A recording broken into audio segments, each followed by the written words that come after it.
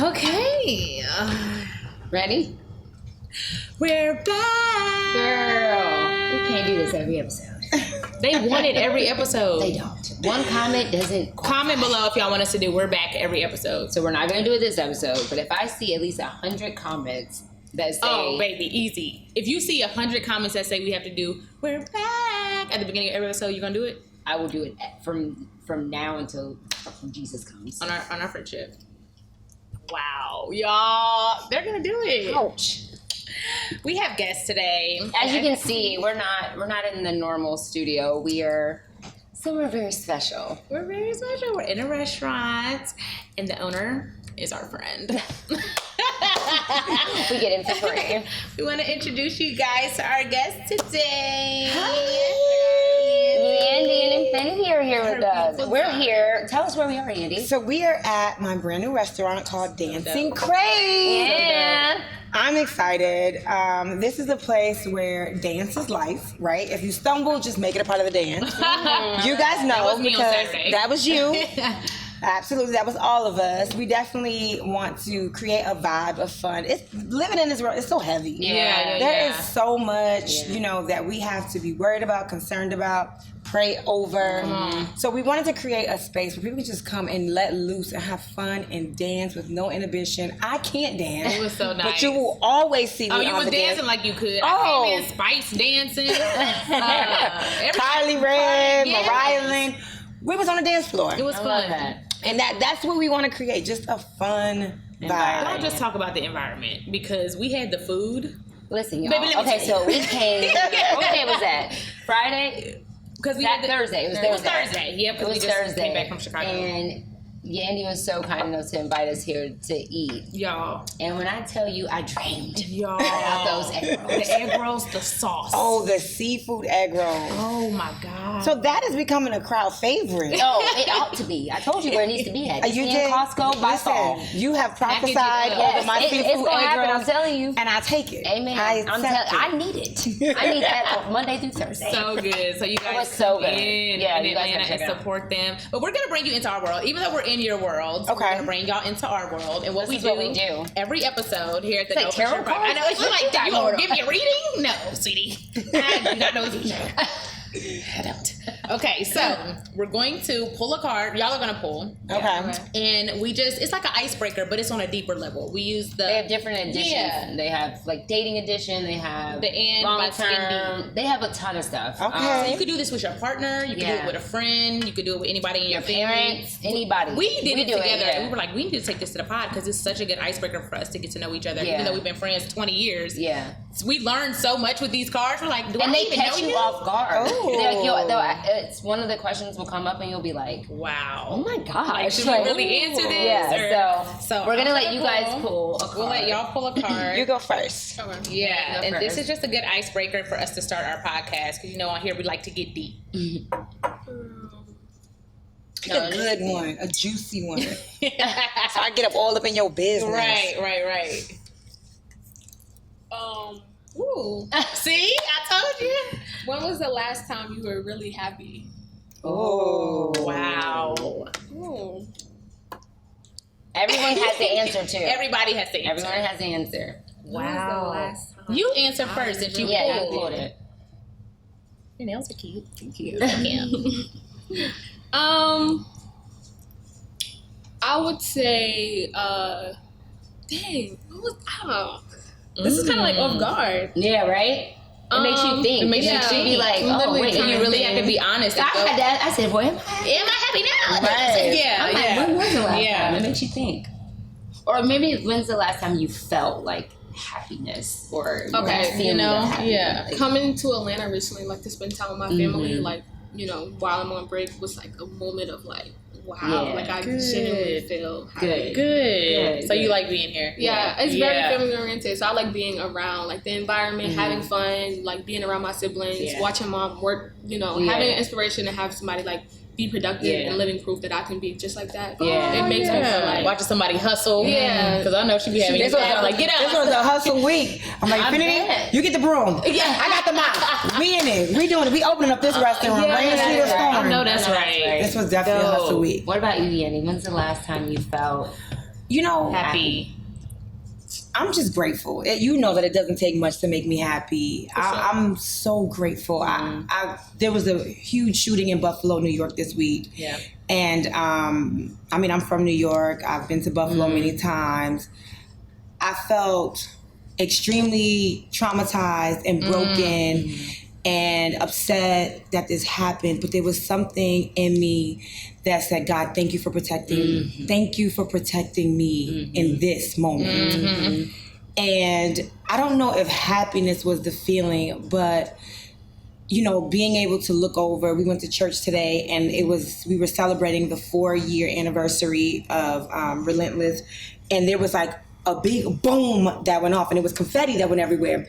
But we all jumped, and we were watching the video this morning of the shootout that happened. Crazy. And me and my son, Little Man DC, we jumped and we grabbed each other because we knew that, like, we had just watched this, and we both was like, "Whoo, that video, That's that crazy. video." Triggered. And in that moment, again, I'm like, "Thank you, God. Thank you, God. Thank you, Yeah. God." Yeah. Because there's somebody who lost their grandmother. There's somebody Yeah. who lost their auntie, their Yeah. mama. And in that family, moment, yeah. I just felt like, thank you, God. And when I think about those type of things, I get happy because I'm just like, there's so many areas where God has spared my life. Yep. God has spared my mental space when I felt like, I don't know if I'm gonna get through this whole Right. or completely Come on. or okay. And you got through it every And time. I got through it. And he was there every time. So when I think about those things, it makes me happy. Yeah. It just makes me happy. It makes me grateful. So I'm happy. Yeah. I am. I'm happy. I'm thankful. I look around this space and I know Look what at you. went into putting this together. Not And only do you have a business here, but you got the building next next door. door. we're trying to have the block. Right here, she got this building, and she got a building next door with her skincare line. Like, that's I'm grateful. so dope. It Yeah. makes me happy. Yeah. But not to say that I don't have sad moments. Yeah. But just when I look around and the little small things, they just make me happy. Yeah. What about you, B? When was the last time you were happy? I think this stage of my life right now, this chapter is one of the happiest chapters of my life. Ooh, thus ain't that far. something? Yeah, that like gave me a little tingle. I'm like, no, know. girl, I'm we like, too don't many cry. I know, minutes to the seriously. episode. Don't cry. That's No, why I ain't taking another sip of that now because I'll be here bawling. But yeah, man, this chapter I'm in right now, like 2019, 2020 was so, it was hard for everybody. Like the world was in a weird state. I was canceled left and right. I had to get rid of somebody on my team that I thought was my friend. And those 2 years, you know, she talks about bipolar depression a lot, and I got a glimpse. I can never understand what you go through your depression and your mental state, but I got a microscopic glimpse of what depression could possibly feel like. With that life. Yes, and it was scary. Yeah. I felt like a zombie, honestly, some days. I was like, this is not okay. Ooh. But I chose not to accept it, you know, and right now I am happy. Yeah. Like, I feel like my best friend is my business partner, and that's so dope. She's had my back for so many years and been in the, like, people are loving seeing her in the forefront, and she's so worthy and she has so much to say. And Do you want to cry? I don't, but I'm happy. You know, I'm happy right now. I know.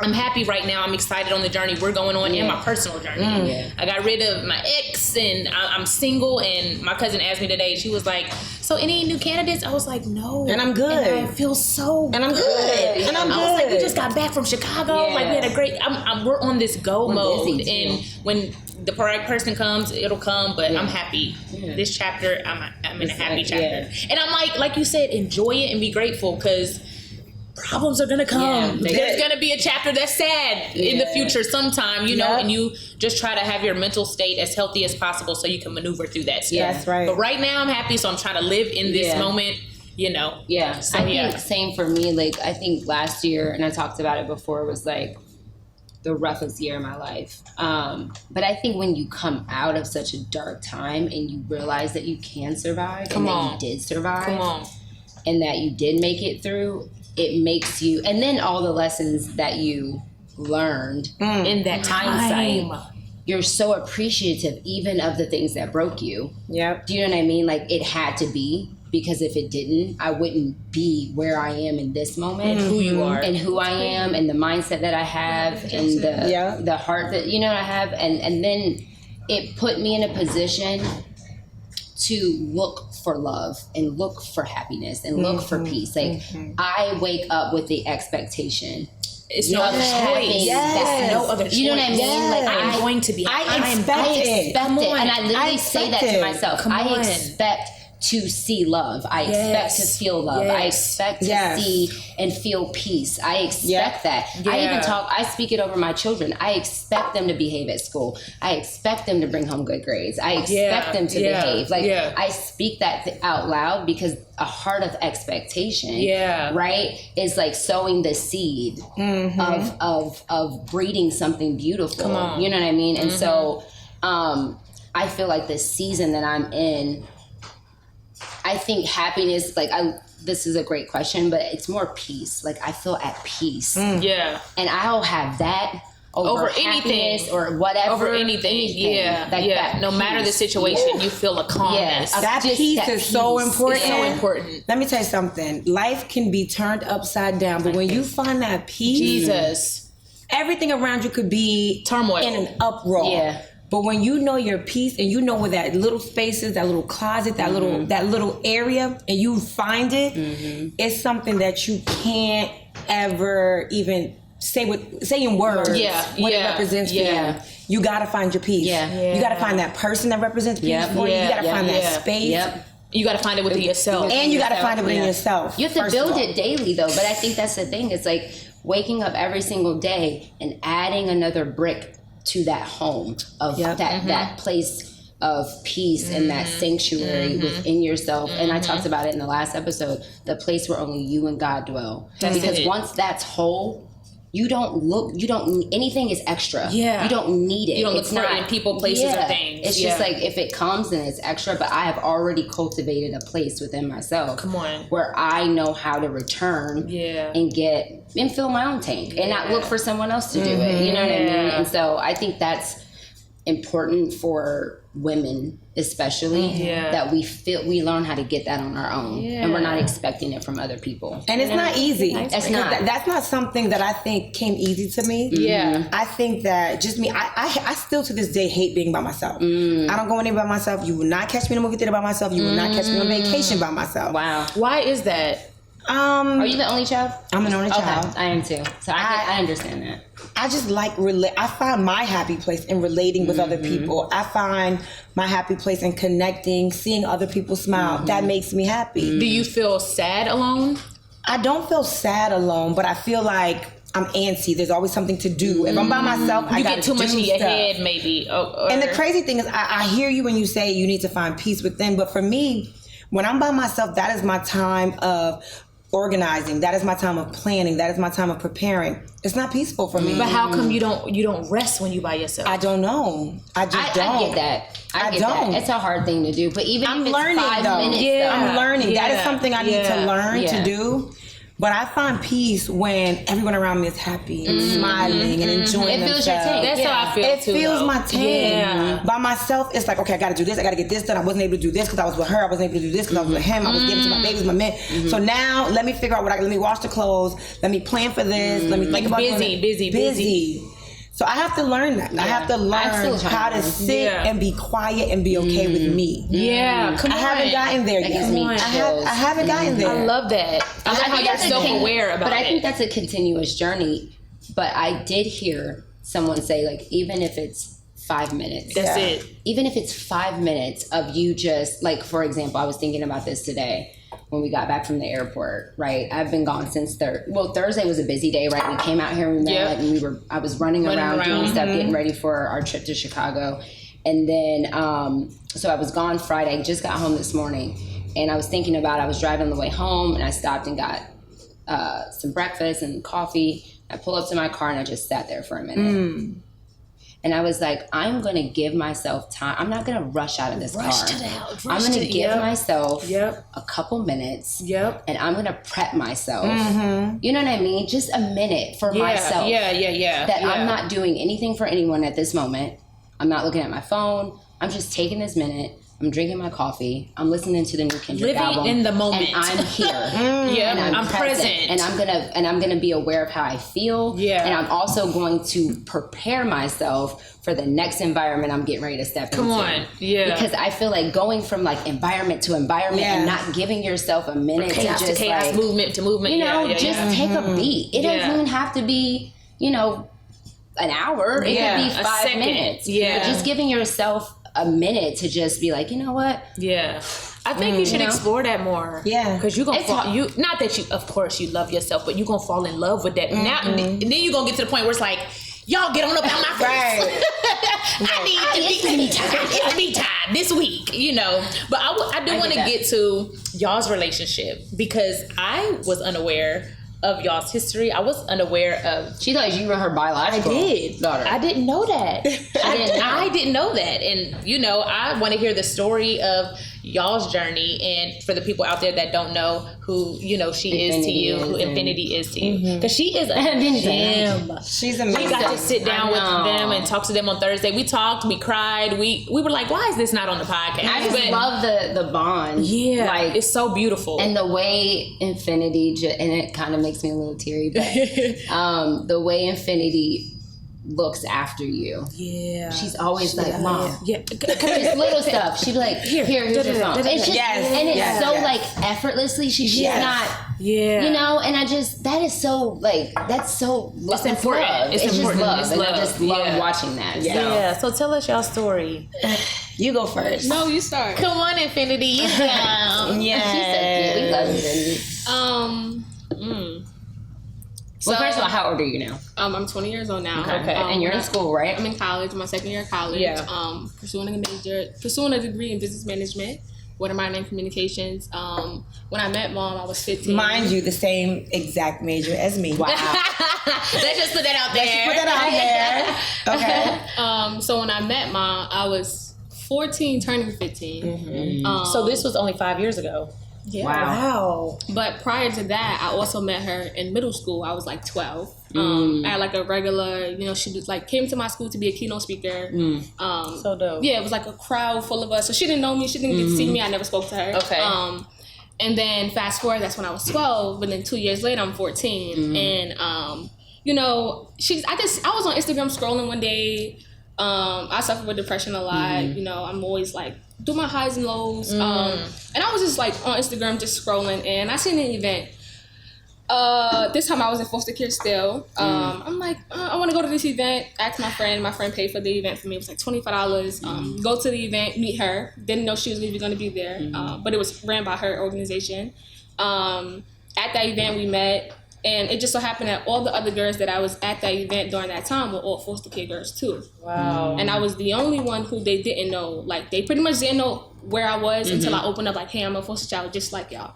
So it was just a bunch of girls in this room full of like, who are, you know, awarded the state. And, you know, we spoke. And then after that, she was like, that one, I'm holding her close. Like I remember her telling me, she was like, I don't even want to give you my email. Take my number. And then from that day forward, like everything that she told me she was gonna do for me, she did. She did. Wow. Yeah. What was it about Infinity? Couple things. So we have an organization called EGL PUD, and it stands for Partners Uplifting. It's actually PUDs now, and it stands for Partners Uplifting Our Daughters and Sons. So we had this event, and it's crazy because it was at the Boys and Girls Club that we were hosting for teenage girls. And we did a bunch of stuff. It was a full day of events. And this particular day, we invited a shelter. And we were like, all your girls can come for free. Whatever we give out, they can have for free. And then we also opened up registration for general public. And we was like, it's $20, $25 or whatever. And we'll have your babies all day. So we had a group of girls that were there. We didn't know who was what. We just knew that we opened it up to the public, and we had a group of girls that we wanted to make feel like they were a part of. We didn't want to single anyone out. Yeah. So we just sat everybody down in a room, and we had each girl go around the room and share who they were. There's a little bit of who they are. Every girl went around and said their name, and all the girls were able to introduce themselves and tell us one thing about them. Infinity was on the opposite side of the room. So she got to hear 30-some-odd girls talk about one thing. So one girl might say, hey, my name is Melissa. and I never knew my mom or my dad, and I'm here. Hey, my name is Sherry, and I'm in foster care. Or I live in this shelter, me, my mom, and my brother. And it was a room full of young girls that were just telling their story. Infinity was just kind of like shaking back and forth. And I think at that time you just said, my name is Infinity, and I'm happy to be here. I don't even think you said anything at that point. But as the day went on, there were so many different team building and confident building, because I do believe that young, brilliant, confident girls are made. We're not born that way. Yeah. So we tried to instill that in the girls. By the end of that day, Infinity shared about how, I think you talked about how you were in this particular school because you worked to get there, you got a scholarship, and you were trying to encourage another young person that was just like, I'm giving up, I'm not doing anything, I want to quit, I don't like this, I don't like school, I don't even know why I'm here. And you were like, you have so much to live for. You can't quit. You were like encouraging them and pouring into them.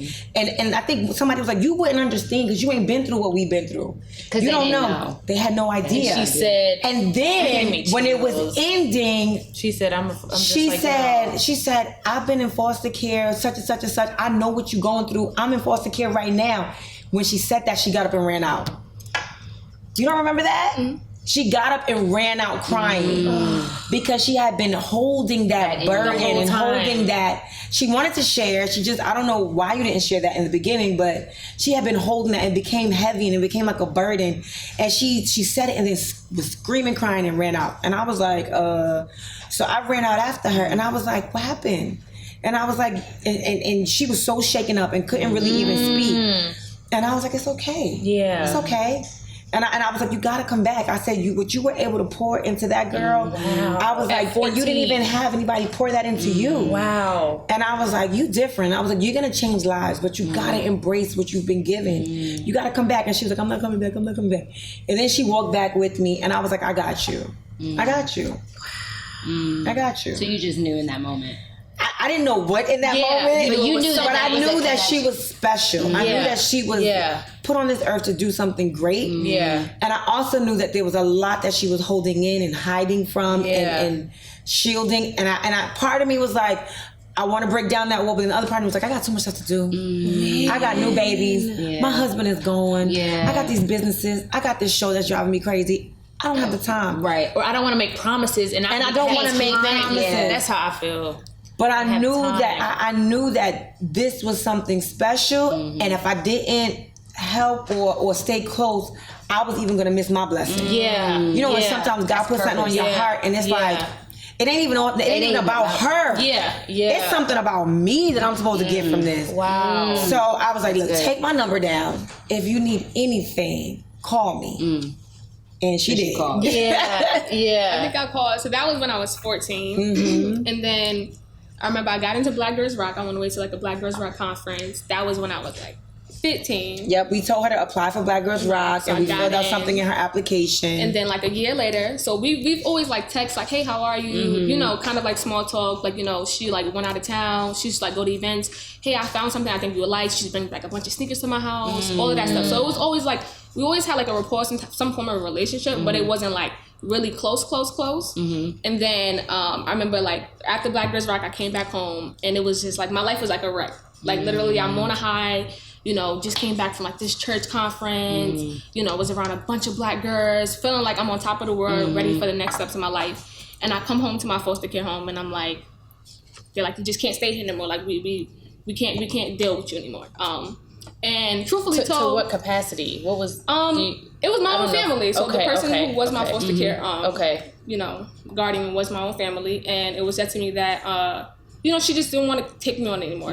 She said that she felt like I was doing things that she didn't agree with or she didn't want me doing. Like the Black Girls Rock conference that I went to, she didn't understand what that was or why I even was doing it and who I was allowing in my life to alter, my decision. Your way of thinking. That's so deep, though. Man, I got your family. Yeah. And that, you needed that to grow, though. I definitely needed that to grow. And definitely, when I came back from Black Girls Rock, and I'm telling you, I'm feeling so inspired. I'm just like, yo, like, I'm ready for what's next. And I came home to that. Like, you can't stay here. And I literally was like, well, where am I gonna go? So I'm calling one of her close friends that I was like super close with, crying on the phone, like, hey, you know, where do I go? You know, my mom, you know, I can't deal with her. She's on drugs and she's still, you know, facing, you know, her rehab. I'm like, you know, my grandmother who's, you know, my caregiver doesn't even want me here. So I'm like, what's next? I have no family. And then she came along and was like, I'm coming to get you. Literally. So you heard from your friend. Yeah, we had a conference at my house. They came over there like, we got to talk to Her, you. Tamika Mallory, Really? Jamila T. Davis. Yeah, they came over. We had a conference in my kitchen. I was sitting there like, look, remember the girl from your EGL Put program? And I'm like, Infinity? They're like, yes, she needs us. She needs something. And I'm like, what y'all mean? And they're like, look, she's saying that she's gonna be living in the street. She's saying that she don't got nowhere to go. And I was like, what? It's like one of those moments when it's just like, You got to figure something out quick.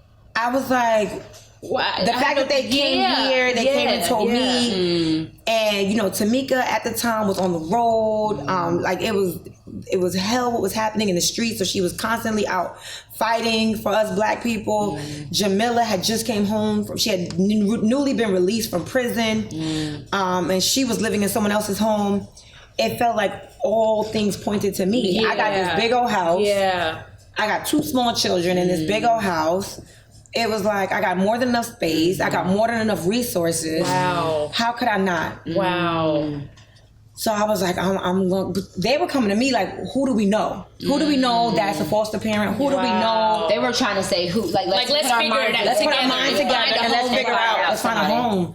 And I was like, I don't know nobody. And I was like, I'm just gonna go. They're like, wait a minute, you got lots of going on. You got 12 babies. Yeah. We don't even know the history really behind this young child. Let's figure out who's best for this because it's not you. And I was like, what am I gonna do? I was like, I can't. I was like, I cannot leave her. I can't. Yeah. So I was like, come on, I'm going. Yeah. You went and picked her up. I went to Brooklyn, the hood. I don't even know where we was at. Brownsville. They was on the corner. They was in these streets out there. I got out the car, me and my little flip flops, and I'm like, "Come on!" I'm waiting for her downstairs. She took forever to come. I'm like, "Just bring your stuff. Bring whatever you have downstairs. I'm here. We coming to my house." How long of a span from that conversation? the moment you got home and they were like, "You can't stay there until you were It was outside in your lit- flip flops"? It happened so fast. Maybe a day. Maybe a Wow. day, 2 Days. days. It was just like I got that Like night that. we spoke. The next day I was like, "All right." I'm like, let's You're like, we prepare gotta this get- room. I had a guest room in my house, and I was like, Amir and Skylar, I'm going, and I might be bringing somebody back for the weekend. That weekend. I was like, okay. So I went to Brooklyn. I got out my car. We got all kinds of somebody was rapping for me. Somebody else was selling me stuff, asking me for money. She came outside like with her little grocery bag and a little pocketbook, and she was like somebody was rapping, right? And she's like, get out of here, whatever. And then we just walked to my car, and she was like, and I'm like, just come on. Wow. Let's go. What did you think when she said, "I'm coming to get you"? When she told me she was coming to get me, I had it in my head like, okay, let's see what this is. Let's see what this is. And when she got me, all I could do was cry because I couldn't believe that when I went low, somebody was really there to pick me up who didn't even know me. Wow. And at the home where I was at, I always felt like not enough, or I felt like I didn't belong. I also felt stagnant, like I was the only one being productive. I was the only one going to school. Everybody else was around me selling drugs. Another one has a gun charge, walking in and out of the house with guns. It was just so much going on where I always just felt like I was just a check. Like the person who got the money for me just wanted me for a check, but they never went to a parent-teacher conference for me, or they never cared about how good I did in school, or they never cared about how much of a basketball star I was on the court. It was always about this check they were receiving from me. You were so wise before your time. And when she came and got me, I was just like, I cried because it felt good to know that like somebody genuinely cared about me. And somebody saw you. I think that's a big thing too. Being it's like seen. like you actually see me. Yeah. And you see like not only the potential in me, but you see the pain and you love me enough Through to it. see it. And not ignore it or not make it about you. Yeah. You know what I mean? Like I think that's, and for somebody who's also Pisces, because I know you guys are Pisces, I think that's a big thing for us. Yeah. Is to really Be seen. Yeah. And I Who think that's you a thing are. for everybody Yeah, too. yeah. But when you're really sensitive, it's like, do you see me? Yeah, Do you see yeah. me? Like, And it's hello. just so funny because it was like she said, originally that was supposed to be a weekend. I literally Wow. came over for a weekend. But what was the plan after the weekend? didn't I didn't have a plan. God, God had a plan. God I said, did not, okay, and let me go tell you ahead. how much of think a plan I weekend. didn't Okay. have. My mother, my sister, my friends. After it was like a weekend, now I'm the house where, because I was there, I was a single mom at the time because my husband was away. My house was open door, so my friends would come over, my sister would come over, and I was the sleepover queen. Yeah. So they would be like, "Who is this teenager you got in your house around your kids?" And I didn't tell anybody purposefully. Yeah. I didn't want anybody to talk me out of it. Yeah. Even for the weekend, because they think, she's on TV. People want to use her. And I felt like I don't want to hear any None of that. I want to lead by my heart. This is what my soul is telling me what's right to do. Wow. So I don't want to that's big. hear Wow. anything. So I didn't even tell anybody. That first weekend, no one really knew. And then when I realized, I would say to her, do you need to call someone and let them know you're with me? And she was like, no. I'm like, you don't want to call your mom and let her know that you're here? And she's like, no. I was like, what about whoever's in the foster care with you? I was like, let me call them. She was like, no. So I just started to think, man, 3 days went by and my children were not with me. Wow. Wow. What I would be doing. Wow. I would be losing my mind. And none of that was going on. And the fact that none of that was happening, that's when I was like, it started to pull in my heartstrings. I was like, nah. Nobody is calling, going crazy. There's not an APB out. Right. Nothing. I was like, you ain't going nowhere. You stand right here. Yeah. And we're going to wait. Somebody's going to call. We're going to wait. The crazy thing was, I had to go shoot, and I remember I think I left you in the house while I was leaving. This is I think this was a Thursday. She had been there the whole weekend. This is a Thursday. It's almost a week that she'd been home, and I was on my way to shoot. And my cousin, who is I don't know, she's a president or a director for foster care something or other. And she called me and I was like, I gotta talk to you. I said, so one of my mentees that I've known for a while is staying at my house. And I was like, no one has called. I was like, I don't know if I'm supposed to do something. Am I supposed to let her foster care home know? I said, I don't know what. She was like, wait a minute. You have a ward of the state staying at your house and you've crossed state lines and no one knows this. And she's like, Yandy, I'm gonna tell you right now. Take her back. She was like, you better turn. I said, I'm on my way. She's like, you need to go right now and you need to bring her back. She said, because that is illegal. What you're doing. She said, not only can you go to jail, but they will take your children away from you. Oh my God. I was like, what? Oh my God. And you're not thinking that. You're thinking No, I'm thinking I'm helping her. And they were like, I'm telling you right now. She was like, I'm telling you. You better go home. And I was like, okay, I'm in a production car. I'm on my way to set. I can't, the PA is not going to turn around and bring me home. So I'm like, let me get to set and tell my producers what's going on so that I can leave. People, it's so crazy because everyone's like, oh, she used her for a storyline. There was a week of no storyline. I didn't even tell my family, let alone tell production. Yeah. When I got to set that day, I was like, listen, y'all, I got to go back home. They spent time, and this scene was all about me and something that, I'm like, listen, I gotta go back home. I said, I have this situation at my house and I have got to go home. I can't stay here and shoot. I don't want my babies taken from me. I don't want to go to jail. And I need to rectify the situation I got at home. And they're like, what are you talking about? And you didn't and say then I told them, no. I said, one of my mentees who's a ward of the state is staying at my house.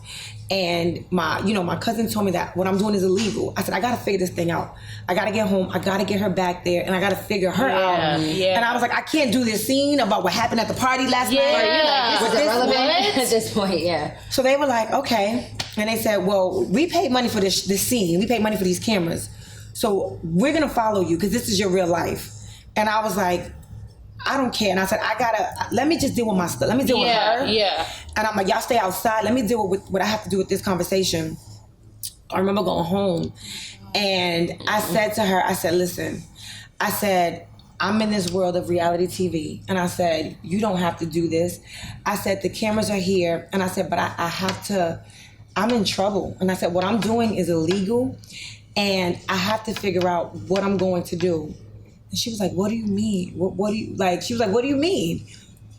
I was like, I got to figure it out. So you ran away, right? You left the house? She left the house And by the time the production crew got there, I got there before them. By the time the production crew got there, I was like walking back and forth. I had an assistant at the time. The assistant is like, Infinity says she's not going back. You told her that you're going. She's not going back. So you were scared to leave. And she's like, she was scared. My assistant is like, I'm nervous for her. I don't feel comfortable. So I'm like, oh my gosh, I live right by this bridge.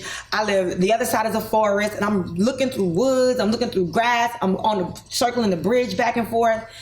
And I was so scared because I'm like, I just was honest. Again, I've never had a teenager. Yeah. So I'm telling her, like, look, if I keep you here, they could take my children and I could go to jail. If I go to jail, my children I really can't help you. I'm not going to have I can't help you and I can't help my children. And if they take my children from me, I'm going to be no good. Yes. None. So I got to figure this thing out. And eventually, you know, now the crew has their cameras out because they see me going crazy, pacing back and forth. So eventually, when I'm just like, guys, I was almost telling the cameras, I got to go finish finding her. Yeah. She comes back. We see her walking down the block and she comes back. And, you know, I had to have that conversation and cameras were rolling in a very real moment. And she was just like, you can't send me back. Like, you can't. You just cannot send me back. I don't know. And she's a baby. Yeah. And she's like, basically like, I hear you about the jail. I hear you about your kids. You cannot send me back. Jesus. And I was like, what am I going to do? Literally. That is crazy. I was in a place where it was just like, I can't send her back. Yeah. I can't. Yeah. I can't lose my kids. Yeah. I can't go to jail. Yeah. I was just like, I don't know. So that next day, there was an attorney that we found that was on her case. And I told the attorney what was going on. And he was able to get me an emergency hearing. And with an emergency hearing, that was so that I could be a custodial guardian. But I had to get the permission of either her foster care parent or her biological mother or father. Wow. Was that a process? That was a process. How long did that take? Or who did you end up getting permission from? Your mom or? So the judge ended up making his own decision. Okay. It was too much Her mom runaround. was like, nope. Yeah, my mom was like, nope. And at that time, I think her rights was kind of almost being taken away from her. So they were kind of like, we can't even allow you to make this that kind decision. of decision Yeah. for her. Yeah. And it was pretty much like me. They was like, yo, she's 14. She talks really well. She can advocate for herself. Yeah. I'm not on the podium. I know that's said my right. piece, You was and mature. You so mature. My mom sat on one side of the room. Me and her sat on the opposite side of the room. So your mom showed up. Oh. She showed up. And it was tension. But why do you think that was? Like, what do you think that... Because you weren't with your mom prior to this. What do you think her fight was? Yeah, like, what was... I think my mom... I think the fight was that my mom seen that someone else seen something in her daughter that she never got to see in me. And I think for her, it was a like, threat. It was a threat. Like, that's my child. I birthed her. Like, that's my baby. I made her who she is. And I think, you know, the sad part to this is that Yandy seen me for who I was. And my mom, you know, she was caught up in her addiction. And she was caught up in, you know, her lifestyle. That she didn't get to see how, you know, what we faced together in life has made me who I am today. Yeah. And that moment in itself had a lot of tension for all of us. And I felt like, dang, like, this is the person who gave me life. And I'm literally in a courtroom. My mom is on the other side. I didn't even speak to her. And I'm on this side, literally asking someone else who has her own case to be my new mom. Wow. And, you know, What was that moment like for you? We cried. And I think that moment, I think this is like a big moment too. Like, the shade room ended up posting it, us coming out the courtroom. But no one knows, in the courtroom, Yandy actually kind of got like denied. Like, you can't do this. And my lawyer called in a split second. I did. And there was a phone. The phone ran off, and they was like looking like, who phone was that? And there was an incoming call that said that my lawyer was sending over paperwork that showed proof that Yandy is actually allowed to do this. Wow. Look at God. Look at At that God. time, we was just like. So what did you guys feel, both of you, in that moment where you thought you were getting denied? Before that phone call. Yeah. It was so sad because I felt like I couldn't do anything. Yeah. It was like I didn't have a background check. Like, you have to have a background check. I'm sure it's so You have many to be. You have to have a foster care License. certificate, license, Steps. or whatever. But at that, what happened was, just even the background check, they didn't even have that on me to make sure I didn't have any criminal She had her record or own child already. abuse or anything like that. It just so happened I called my producers from Love and Hip Hop, and I said, we had just started that season. And I said, y'all did a background check on me. Wow. I said, send it. can you have the attorneys that did it send a certified file over to her attorney That's exactly how it and see if possibly that would work? In the middle of the court procession, when the judge was like, we don't even have a background check. You didn't go through your foster care classes. There's a procedure to this. And he's like, goosebumps. He was like, as much as you don't want to, even when he said, if Yandy at least had the background check, if she at least had the God already had it worked out. All this ripping and running. Phone rung. The attorney's like, I'm sorry, judge. Come on. If you look at, court records, they can print it out for you. Here's an email. She had a background check done less than a month ago. This is what it shows. The judge was like, give me a minute to deliberate. Went back, printed everything out, came back and was like, you can have temporary custody until you get your foster care paperwork done. We walked out.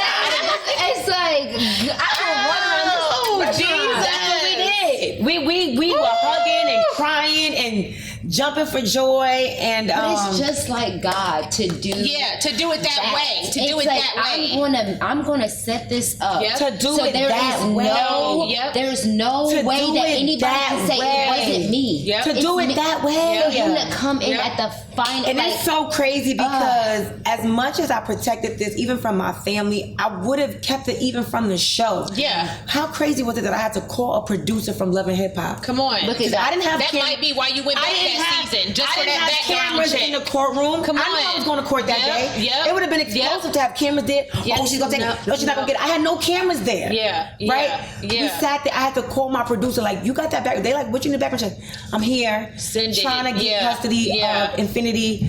Can y'all send, okay. Can we send cameras? No. No. It's already happening. Wow. Yeah. And it's so, like, we've been through so much, even with the word, like, even to this day, when you post this, she's just doing it for clout. Ridiculous. Oh, they have no Idea y'all's The relationship. sacrifice what too. we've Yeah. been through. And the ups with and no downs with all cameras. y'all, because I know that wasn't easy. Her coming into a whole different environment. No. Y'all didn't know each We other. didn't know and I had other's small dynamics. children. Yeah. So even that for me was just like, God, please protect these small babies. That Yeah. Skylar was 3. Yeah. Amir was going on 5. Yeah. These are small babies. Yeah. I didn't know who or what I was necessarily bringing into my house, and I just had to pray, God, protect all of them. all of us. Protect the baby. Yeah. Protect her. Yeah. I didn't know Yeah. where she came from. Yeah. That Her background. After that whole court proceeding, then I got the court paperwork that showed what she had been through. Yeah. And even that I had to pray over that. Like, God, Yeah. this is a lot. Yeah. So 5 years later, where y'all at now? How is y'all's relationship now? Oh, Well, it's- because you guys went through a season. You went through a season. we went through a season. right? And you guys were filming Love and Hip Hop, and the way you kind of left off wasn't. It was very abrupt. It was abrupt and like kind of like a cliffhanger. Because Yeah. does anyone really know, like B said, where you guys are right now? What is it now? They don't know. So tell me what happened. Tell me what was the tension in the situation at the end of you. Her being a teenager, I'll just say that. Being a teenager, being rebellious, feeling like she knew everything, feeling like I make my own decisions. Me being a beginner, an amateur mom. Yeah. Never having a teenager. Yeah. And not completely understanding what she had been through and what she was looking for. And I was just like, this is my house. You're gonna follow my rules. That's it. You're gonna follow my rules.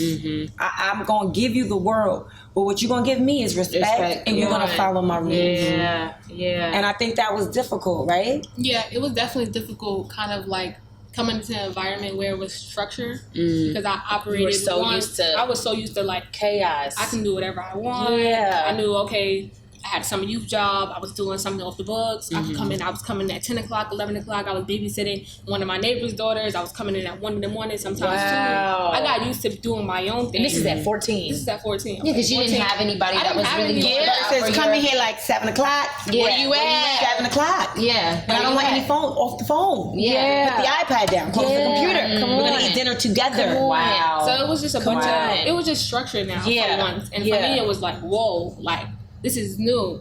And it's not that I wasn't coming in, at mom's house, not coming in on time. It was just like, I would give her pushback, like, Mom, can I stay out a little bit longer? Or Mom, can I just do this? Or like, it would just constantly like have these conversations when it's like, no, my rules are my rules. Yeah. When I abide by them, or get the hell out. Yeah, yeah. And it was not. I never said get the hell out. She's like, I never said get the hell out. that's the one clip they want to take. I never said Yandy get the hell out. said, Right. get the hell out to infinity. No. It wasn't like that. She's like, Mom, you said hell. It was someone in my life putting their foot down for the right reasons. Right. I was because they loved you. Because they loved you. Versus someone telling me like, cursing me out, and I'm like, I got to hear BITCH today. Yeah. I got to hear. I'm hearing all these different curse words. I was being called to be my whole life. So to have someone actually for once put their foot down, but put their foot down out of love for the right reason, it was like, wow. Like I wasn't receptive to it. I didn't know how to be receptive to it. Wow. Because you were conditioned for something I was else. conditioned for something totally different. Yeah. I was used to operating on my own, making my own food, figuring out what I was gonna do, how I was gonna pay my phone bill. Survival mode. Survival mode, strictly survival mode. Like what I was doing for me, that when I got with her, it was just like, now it's like, wow, you actually, no, I'm gonna feed you. And I'm like, I gotta come downstairs and eat. Yeah, you're gonna sit right here too. And I'm like, whoa, like, I never ate at a table. Like, that's not what my norm was. And it was like, so family oriented. And that's when, like, going back to the question, like, what really makes me happy is coming home and being around my family, like, because I know that they love, but when I'm around them, I'm taken care of. And I'm taking care of, like, my head go down, what's wrong? Like, I'm just gonna hug you. Somebody they just see you. And I come from an environment where it's like, I'm not seen. I'm so used to just being able to pop my head down and I can sing. I can sing and nobody gonna notice.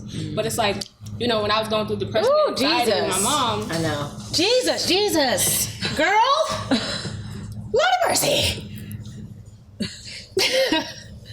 But she came from an environment that makes me kind of teary because I know what you went through. And That's so crazy. I can say that 14. Oh, God. Oh, Yandy, you're a blessing, baby. That's crazy, man. I know what you went through. And Man.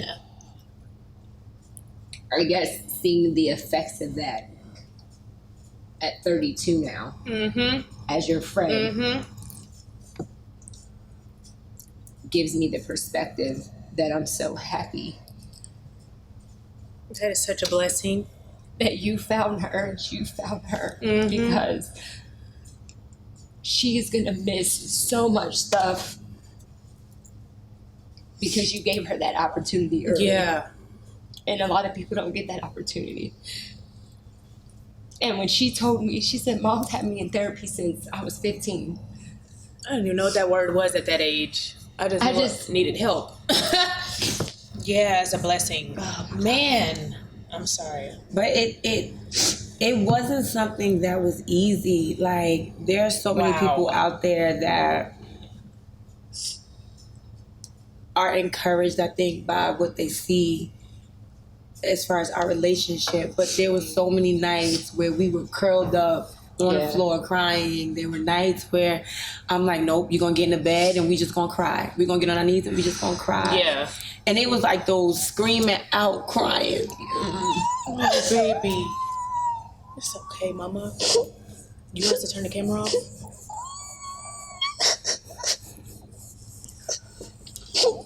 It's okay.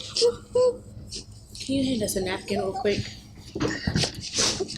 But I think that these are the things that people have no idea about when you watch a TV show or you watch us on Instagram doing TikTok dances. You have no idea of what really was going on. Like, they have no idea because there's so many things that we had to break down, so many things that Infinity had to unlearn, right? Feeling loved and feeling seen and having family dinners and asking you, how was your day? What'd you do today? That should be the norm for a 14-year-old. That should be what happens. Yeah. But there are so many young girls, young boys that just don't get that. and then they grow up feeling like something's wrong with them, when they grow up feeling like they don't deserve it, or upset and angry, and you know, or doing anything to feel that, even if it's from the wrong places, to feel that, even if it's from the wrong places, right? And that's important, because I think everybody wants to feel that, everybody needs that, and we all look for it somewhere. You know? And I think that it's just important for us as a community to take care of each other. For us to have space for other people to take care of them. And I think that, you know, I learned so much. I learned about being grateful from Infinity. I learned about, you know, being a mother. I learned patience. I learned, me and Infinity went through something. This was when it was like, this is your third warning. And if you don't do right, this that's it for you, sweetie. I was like, you gonna go to college and I'm gonna move. And I was like, this is it, because you have defined me too many times. And then I came to Atlanta and I really felt like, you know what, I gotta move on. But there was something in my heart that was carved out for Infinity. And it was something missing from my life. It was something, no matter what anybody said, no matter what anybody, and you know, even though you don't want to listen to social media, you don't want to listen, they plant things in your head. Come, Jesus, it's the enemy. It's the enemy. And there were so many seeds planted by her, planted in her head, planted in my head. And I just had to dismiss those thoughts and reach out like, I just want you to know I don't hate you. I want you to know that I love you. And, you know. And this was as she was at college. She was in college and she came back and I was like, you're my family. I don't like a lot of the things that have occurred, but I love you. You know, I questioned, like, she put up a post where she said it didn't mean that. She was like, I'm writing my tell-all book and I'm doing this. And I was like, what, about me? We had gotten into something really bad. There was this picture that went up with me, and she decided she didn't want to come for Christmas, or I didn't invite her properly. And we took a family picture. And she wasn't in it. She wasn't in it. She wasn't in it. And again, we come from different spaces. In my mind, I'm like, how could you get mad about a family picture? So what? It's a family picture. I was on the phone with you leading up to that. I was on the phone with you, you know, all day that day. We've been talking. When that picture went up, Infinity lost it. Now, me, I got upset because I'm like, who gets mad over that? But I ain't been through what she been through. I don't know what that means to be left out. To be left out. So when she went to social media and started going ham, I was like, you doing this to me? But again, I didn't know what she was feeling or because I never felt that. So I got upset. And I was like, I'm done. This is it. I'm done. You don't do that. Like, don't do that. And I was like, I'm done. And then it was like back and forth for some time. And then finally I was just like, I can't do it. I can't do this. This is too toxic. It's not peace. It's not my peace anymore. But I never felt completed doing that. I never felt right. I never felt good in my soul. Like that was the end all be all. Like that was the right decision. You didn't have peace about her not being there. I didn't have peace about her not being there. I didn't have peace about it. And I felt like, against what the world is saying, oh, that was wrong, all this, or that, a picture is just a picture. I knew deep down inside it was deeper than a picture for her. It was deeper than a picture for her. It was deeper, but I wasn't able to vocalize what it was because I didn't understand, but I knew it was deeper than that. And I think we had to have a conversation for me to like, why did you lash out about that? Like, what was it? And then when she broke it down to me how it made her feel, I could only be understanding of that. Because that was real for her. It was real for her, you know. And I think that it's funny that I was listening to the new Kendrick album, and it has caused me to feel in all the ways. But there's this part of the song, I forget what song it is, but he says, I grieve different. And he says it, he repeats it a few times, and I just kept thinking about it, like, we all are grieving something in a certain way, and it looks different, and there's cycles to grieving. And you know, sometimes you might interject with someone at a certain point of their grieving.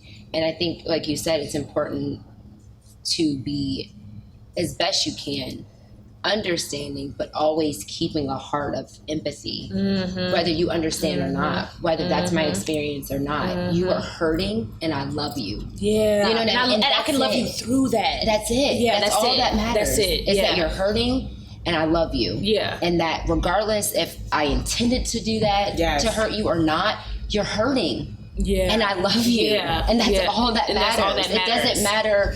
Anything else, it doesn't matter. It's just that I love you, and you're hurting. So what can we do to maneuver through it? You know what I mean? And I just think that that's such a beautiful picture of love. And I would say, as a mother, the sacrifice that you've made for this beautiful child that didn't come from you, is probably even more of like a disciplined love than what we have for our children. And I say that because your children, it's just natural for you to love them. It doesn't take, like, with my children, I don't think about being patient. I don't think about being kind. You know, when they're 3, you know, obviously they have their moments, but you don't think about being kind to them. You don't think about being patient with them. You don't have to think about it. It's a natural instinct. Because it's just, these are mine. They come from me. They are mine. It is my duty and obligation to protect and love them. So then when you have a child who's damn near almost an adult at this point, that you are willing to make that much of a sacrifice. The fact that you're like, I could go to jail. Jesus. I could lose my biological children. I have companies and I have things, and I can lose everything to lose. But what God has placed on me is more important than any of that. And that's why it's so important to hear God's voice. And the fact that you didn't tell anybody, that example of like when God really gives you something, it's between you and God. That's how I felt. This ain't got nothing to do with nobody. The fact that you said, I can't hear nothing. It doesn't matter what anybody else says. And I know what he told me. And I've been beat down. Let me tell you. Even, again, when it aired on the show and people are like, wait a minute, did you talk to your husband? Did you talk to him in DC? And now, now when DC comes home and he has to accept something that you didn't even ask his opinion about, I couldn't. This is about me and God. I could not unhear what God said to me. I couldn't unhear it. It didn't matter what anyone else said. It didn't matter what my own mama said. It didn't matter to me. This is what God told me I was supposed to do. And I just felt like whatever may come, it comes. And, I have to accept it because this is a decision that I made only with God. And, again, the journey is we're still along the path. The journey is not over, and we're trying to figure out our way and what we're supposed to do. And I do believe that Infinity is going to change so many lives. You're so special. When people hear her story and when she really gets confident enough to talk about the things that she's been through and share those journeys and those passages, you're going to find that there are so many more girls that are like you. Just like you. Than unlike you. There are girls, women at this table that are just like you. But you have to be confident and secure that your story is going to change lives because it will. And walk in your purpose. It's and I will tell you that I haven't walked, a mile in your shoes. I don't know all the things that you've been through. But I do know that there are a special group of people that God can trust a certain experience of life with that he doesn't trust everybody with. Everybody can't handle it. Everybody can't handle it. You have to look at the things that you've been through and almost the old folks used to say, count it all joy. You have to, it is an honor that the enemy has seen you as such a threat that he's tried to take your life even at a young age. He sees you that much as a threat. And God trusts you that much with a responsibility and a journey and an experience that he says, no. Affinity? No. I need that one. Go ahead. You can tempt her just like what he did with Job. You can do that. Wow. You can try. But I trust her. I know what I've placed on her. I can trust her with this because I also created a Yandy. Right? So go ahead. You can. I'll let you get by with that. Yeah. But you ain't gonna be able to take her. Yeah. Because he has it aligned and it's all for a purpose. And you are gonna find your voice in the most painful things that you've experienced in your life. You're gonna find your message, you're gonna find your gift, you're gonna find your purpose, and it's all mixed up, even in the stuff that made you feel horrible or not seen or not loved. It'll telling all start you, to make sense. Just like what your mom said, you are going to change. When I say change, you've already done that. Yeah. Today, you've already done that, and the thousands and millions of people who are going to watch this, you are going to continue to do that. Yeah. It's on you. Yeah. Like it's on you, and for you to be 20 years old and been through all that you've been through. And talk the way I'm just like floored. That's why I want to talk about you talking about therapy to these women and the people that are watching this, because you said the first time you went to therapy you were 15. Yeah, the first time I went to therapy was when I was 15. Me and her actually went together because we realized, like, whose idea was it? Yours. Mom's idea. Beautiful.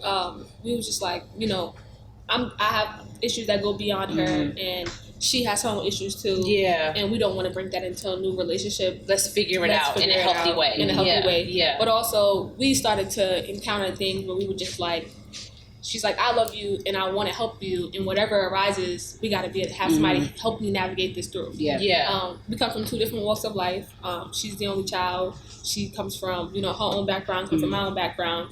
And she wasn't 14 trying to figure out life. Yeah. She was 14 being a 14-year-old. Yeah. So when we made amends and kind of like got on the same page, and we just, it was like literally like as their relationship like kind of like took off, as it like started to elevate, like it was like, I love this person so much that I have to figure it out. Yeah. And we started to bump and bump and bump and bump. But for Mom, it was like the good outweighed the bad always. Yeah. Hey, you guys. So before we move on to this next segment, we have a surprise for y'all. You guys, you know what it is. It is the KFS fam. We're giving you guys 20% off the BSimone Beauty site. 20% off everything excluding bundles. Excluding the bundles, so don't get overzealous, okay? Go to BSimoneBeauty.com and use the code KFS20, all caps. That's K as in no, F as in 4, S as in sure, 20. KFS20, all caps, and get 20% off your B.Simone Beauty. No, for sure. No, for sure. 100%. And we were just like, we're doing this. She's like, I have a busy schedule, but I'm gonna figure it out. We did it together. We did it individually. And you're still in therapy to this day. You feel like it's healthy? It's helped you? Yeah. I had like a little thing that I like experienced like probably back in like November, December, where I felt like this dark cloud was just like hovering over me. I was in this deep depression. Bipolar runs in my family. And I kept saying to Mom, like, I don't know what's wrong with me. And I'll be around Mom all the time, and she'll be like, sometimes you're high, you're super like, you could be the life of the party, and then when you go low, it's like, dang, who is that? And we would be having conversations, sometimes I would answer, sometimes I wouldn't, and it wouldn't be because of what was going on with us. It would be because I was fighting my own demons that I didn't even know I was dealing with.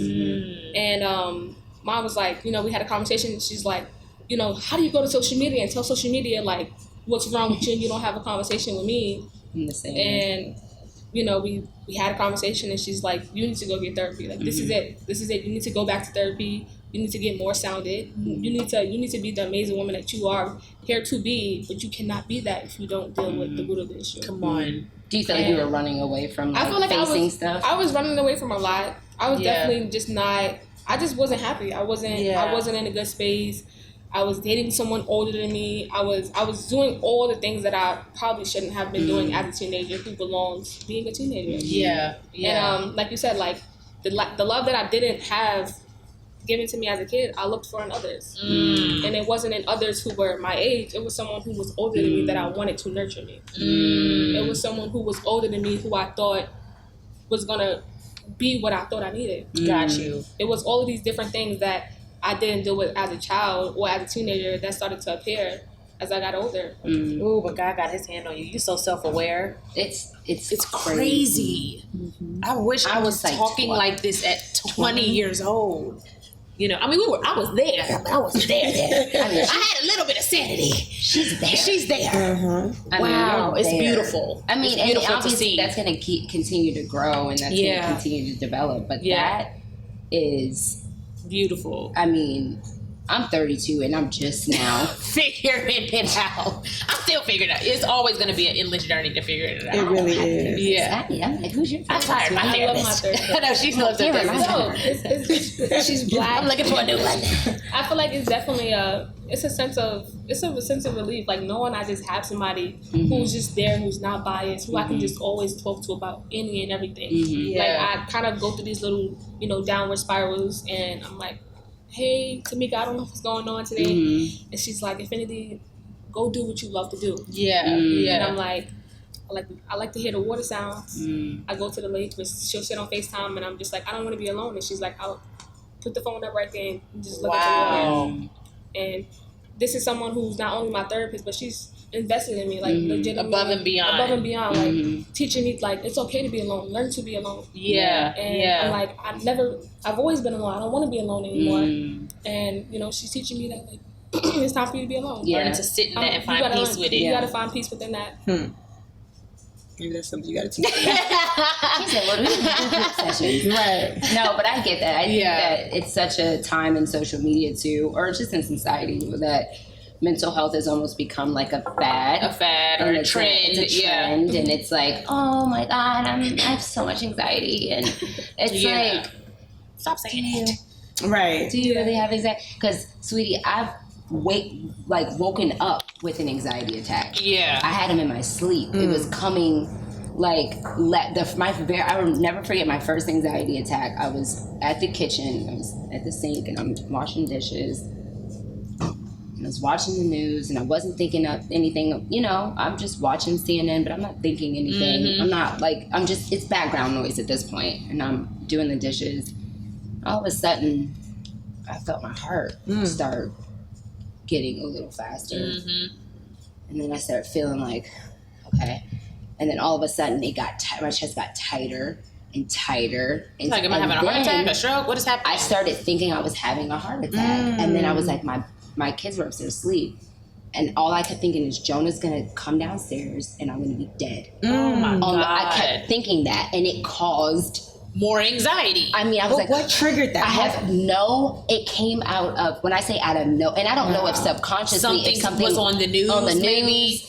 I don't know, but I literally remember watching CNN on my phone, and I'm at the sink and I'm not thinking, and all of a sudden my heart and it gets faster, and then my chest, and then I'm like, Jonah's gonna see me. And at this point, Jonah was like my babe, because he's a daddy's boy now, but at that point he was like, we slept with each other every night since he was born, so I started freaking out, and I called my dad, and I'm like, because I didn't want to call my mom, I didn't want her to freak out, and I didn't want to call my husband because he was at a gig and I didn't want to bother him. So I called my dad, and he's like, I think you're having like a panic attack or an anxiety attack. I need you to go sit down, and I'm just going to breathe with you on the phone. Wow. He was like, just take deep breaths. Now, my dad is a thug. Like, literally. My dad, I would never have thought that it would be my dad to get me to like calm down. But that was my very first experience with an anxiety attack. Wow.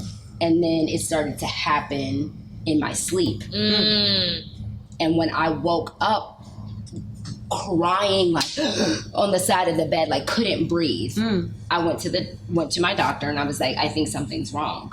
And she set me up with a psychologist. They do like an evaluation, and that's when I found out that I had bipolar depression.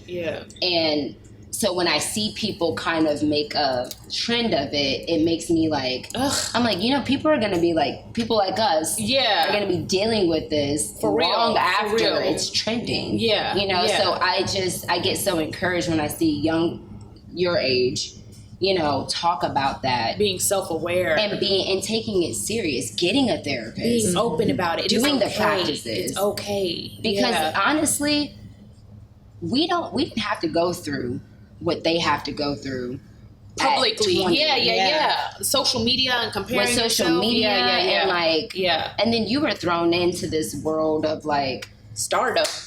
immediately. Yeah. Like, tell me about that. Tell me what that It was like for you.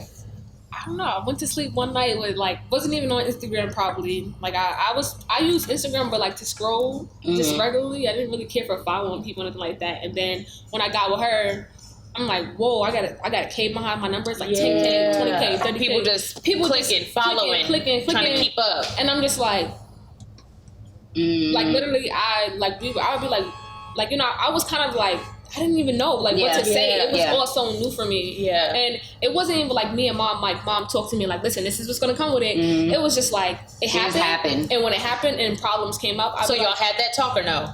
We didn't have the talk at all. We had to have the talk about cameras. Yeah, when a situation happened on the show, and it was crazy because someone that was like my best friend went on the show and said, "Oh, Yandy just got that girl for clout, so she can get instant." I don't even remember what was said. Yeah, she said that Yandy was using me as her storyline. Someone who was her best friend said this, and I knew how intimate Mom Village was, and that she didn't allow anyone in.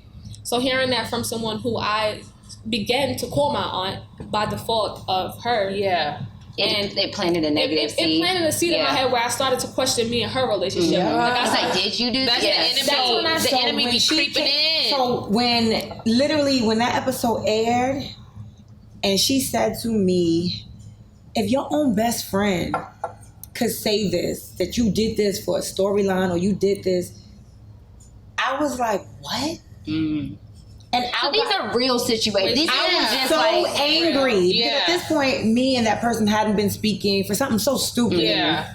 But now you took it to another level. Yeah. Because now not only have you made her question my intentions, you made her question her value. Right. You made her question who she is in my heart. Right. Like you scarred a child that I love. For no reason. Because you was trying to be funny at me. You scarred her. Did she mean it? Or she said it to be mean? She said it to be mean. She couldn't have believed it. I've never, since she's known me, I've gone into high school. I didn't just start mentoring when I met her. I have been doing this. EJL Hood was founded before I even got on TV. This is something that's a part of who I am. My activism, cameras just started following that. That's something, that's who I am. So because the world started to see it, because they decided to put it on Love and Hip Hop, they felt like this was up for attacking. And because it came from someone that was close to me, the world took that as that must be fact. She claimed that was her best friend. She talked about that as her close friend, so that person would know her. Oh my God. And I'm okay. You could call me any names under the sun. You could say I'm fat, I'm stank, I'm ugly, my man ain't right. I don't care. That's how I be. But when it comes to insulting my children And my character. and my character, I don't like when that. you make people question who I am and who I am to my children, and then also saying I took in this beautiful young girl for clout, you also saying I didn't care about my other kids. Right. Because you're trying to tell me I didn't let a stranger. I didn't let a stranger in so I could get Instagram likes, so that I could have a storyline. Jesus. They shoot for 2 hours out of a day. She lived with me for 24 hours, 7 days a week. Jesus. I shot for 2 to 3 days a week. What happened to the other 4? What happened to the other 22 hours? But I did that just for those 2 hours I was shooting. Ridiculous. For a check. Ridiculous. When I tell you, before she said something to me, I was like, that's her being her. They just trying to say anything. Yeah. But when this one questioned me and was bawling and crying, if your own best friend said it, maybe it's true. Maybe because there's probably so many doubts that's trying to tell you this isn't love. Already. This isn't real. And then that person comes in and waters that seed. When I say the fury of hell was in me, my mother watched the reunion show that year and she was like, I never heard you curse that much. I didn't even know you swear. And I was like, Mom, it wasn't me. It was something that took over me. So how did y'all mend that? I think we were in the car like talking and crying about it, and I think that once she gave me the insight, like, listen, I'm going through this with my best friend, and we having this falling out. This is coming from, this is coming from left field to target you and disrupt everything that we have going on. And for me, I think we cried about it. And let it go. Literally, we had multiple conversations about it. Even to this day, it keeps coming up. Like, yes. And to this day. But do you still question it to this day? No. Does it bother you? Does it bother me? Yes. Yes. It bothers me because... But it doesn't bother you for the same reason. And that literally, for me, was the death of that season. That was the death of that friendship forever. Forever. So for you, it's like... It's done. We're never going to be friends. It was done. Yeah. When I knew for sure that you implanted this seed in a child, but then my child... Yeah. I could never accept you the way I've had you. Was this in my comment said life. to you, or was said just It was said publicly on a TV show for her to hear. Right. Why would you do that? Why would you do that? And you're an adult. Right. And you're an adult. Right. That's She's a a baby. child. That's a child. That doesn't deserve That I Even if you love. felt that way. Even if you felt And you that way. didn't feel that way. That's the point. You Yeah. never felt that You knew way. it wasn't Don't the say truth. that shit on a public platform. That can possibly get back to her. I was 14. That's That gives me chills. That's crazy. Dealing with So what did you do with exactly what she said. That girl gonna be right back in that system. She gonna go right. I mean, it was so insensitive. She gonna go right back. Jesus. It's just for Instagram. Dealing with someone that already thought that, already felt that, grew up feeling like that. Not good enough, abandoned, neglected, questioning everybody that comes into my life, missing out on all my potential blessings, and then getting someone who I felt like this could be it. And then that seed planted again. Yeah. Then that seed actually really being watered, and I'm like, Watered. That's what it is. Like after that, for me, it was just like, this is it. This is all fake. This is fake. Everything is fake. She was like events will happen or things will happen. Like, oh, mama, come on, we filming. I'm like, oh, this is for this. Like, this is why we're doing this. Or she'll have a conversation with me, and I'm like, oh yeah, this is for this, because remember what she said. Like every time we would do something, I would consciously I would always think about this one thing that was once said. Because she's like, you love this girl. I believe this person is your best friend. You brought me to this person's house. You told me to call this person auntie. If she could say this, then It has to be true. it has to be true. God. Did that person ever apologize? Never. They've never retracted, apologized. or No, done that person anything. actually blocked me on Instagram. Do they know how you feel? Mom knows how I feel, and I trust that when I talk to mom that she's does a great job at I went back expressing and myself. told her. Yeah. So you've had a conversation with this person. Absolutely. Yeah. Absolutely. Wow. Absolutely. Not because I wanted to mend the friendship, because I wanted her to know the severity Of what When it she was like, I didn't do that. I didn't say that. It wasn't like that. It didn't even. You exaggerating. It wasn't even that serious. It is that serious. You don't know how serious it is. How are you gonna don't say lay that? with her? Yes. And Yeah. that was probably our first problem we've ever encountered together about the beginning of our relationship. Literally getting to know each other, cooking, cleaning videos. I'm helping her, she's helping me. YouTube. We was enjoying life. It was so. Life was so fun and so It was good. so easy. Happy. That happened. She questioned everything. I bet. She was like, I want to do YouTube. She was like, I see all these people doing YouTube. I'm like, start your YouTube page. I got you. I'm gonna get you a camera crew. I'm gonna do this. So we would cook lasagna together. She wanted to record this journey. She made up a page from infinity to beyond. It was from mother to mentor. From mother to She mentor. said infinity to beyond. It was from mentor to mother. Come on, That's Toy what it Story.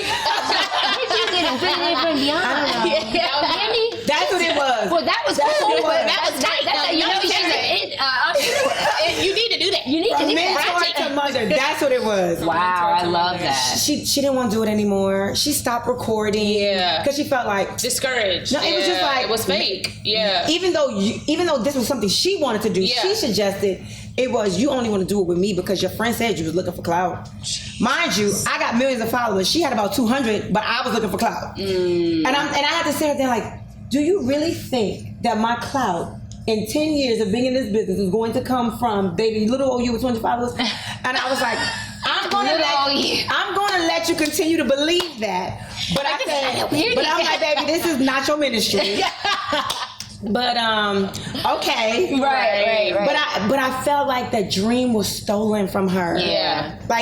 She's back on it now, and which is great. But for that bit of time, for the year, Yeah. it was like, I don't know if I should do this because I feel like you could be using me, and And I'm like, using is a two-way street. And I said this to you. I said, using is a two-way street. You have a closet full of clothes. You came with a shopping bag. You have a closet full of sneakers. You came with one pair. There's no way that I have not looked to gain anything. Nothing. Yeah. Even if they gave me anything, I think I might have got 2 checks and it was like, all right, we're going to use this for your SAT. We're going to give you SAT class. Dope. All right, we got this. We're going to use this for this. I never took anything ever. Yeah. So it was like, using? Yeah. How? Yeah. Where? Yeah. How? Yeah. Her followers went from 200 to she got over 300,000 followers, or over 200. I don't even know how many you got now. But it got the little blue check. I'm like, okay. And she got the blue check. Right. Exactly. She verified. There was nothing for me to do but instill and love and pour. And in return, I was able to get love back. I was able to learn and grow. But I had no idea that would come of it. But it was surely not about a check. Right. It was never about clout, needing to be on a TV show. Right. It was never about any of that. And I hate so much the fact that was seed was planted in her, because she went and literally questioned me and felt like, your best friend said it, so. Wow. That's the thing. It's like, and we talked about this in a previous episode when Kevin Samuels passed away, and we were talking about people's words and the effects of those words. Yeah.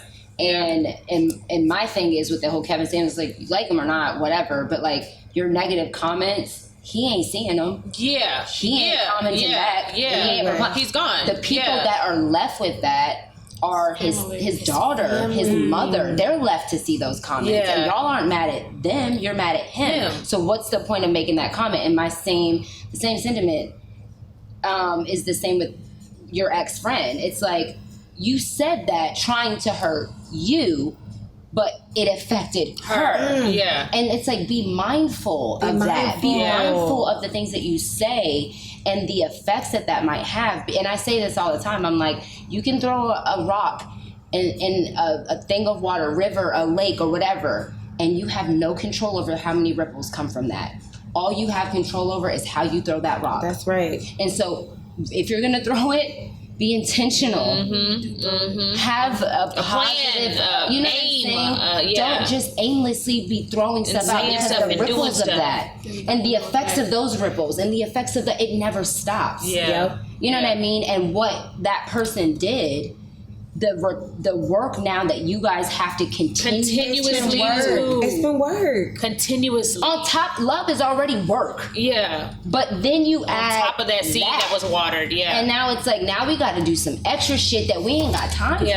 Yeah. We already trying to figure this out. That part. You know what I mean? So how do you feel like you guys move on from, like, what are the things that you guys do? Like, what are your things? Like, okay, this is what we do to make sure we're good. I think the dope thing about our relationship is that, like, we genuinely communicate with each other. And if it's like we have one conversation, they comes up with another conversation. And then we also, she doesn't like traveling alone. I would go with her to events. I was like her road dog.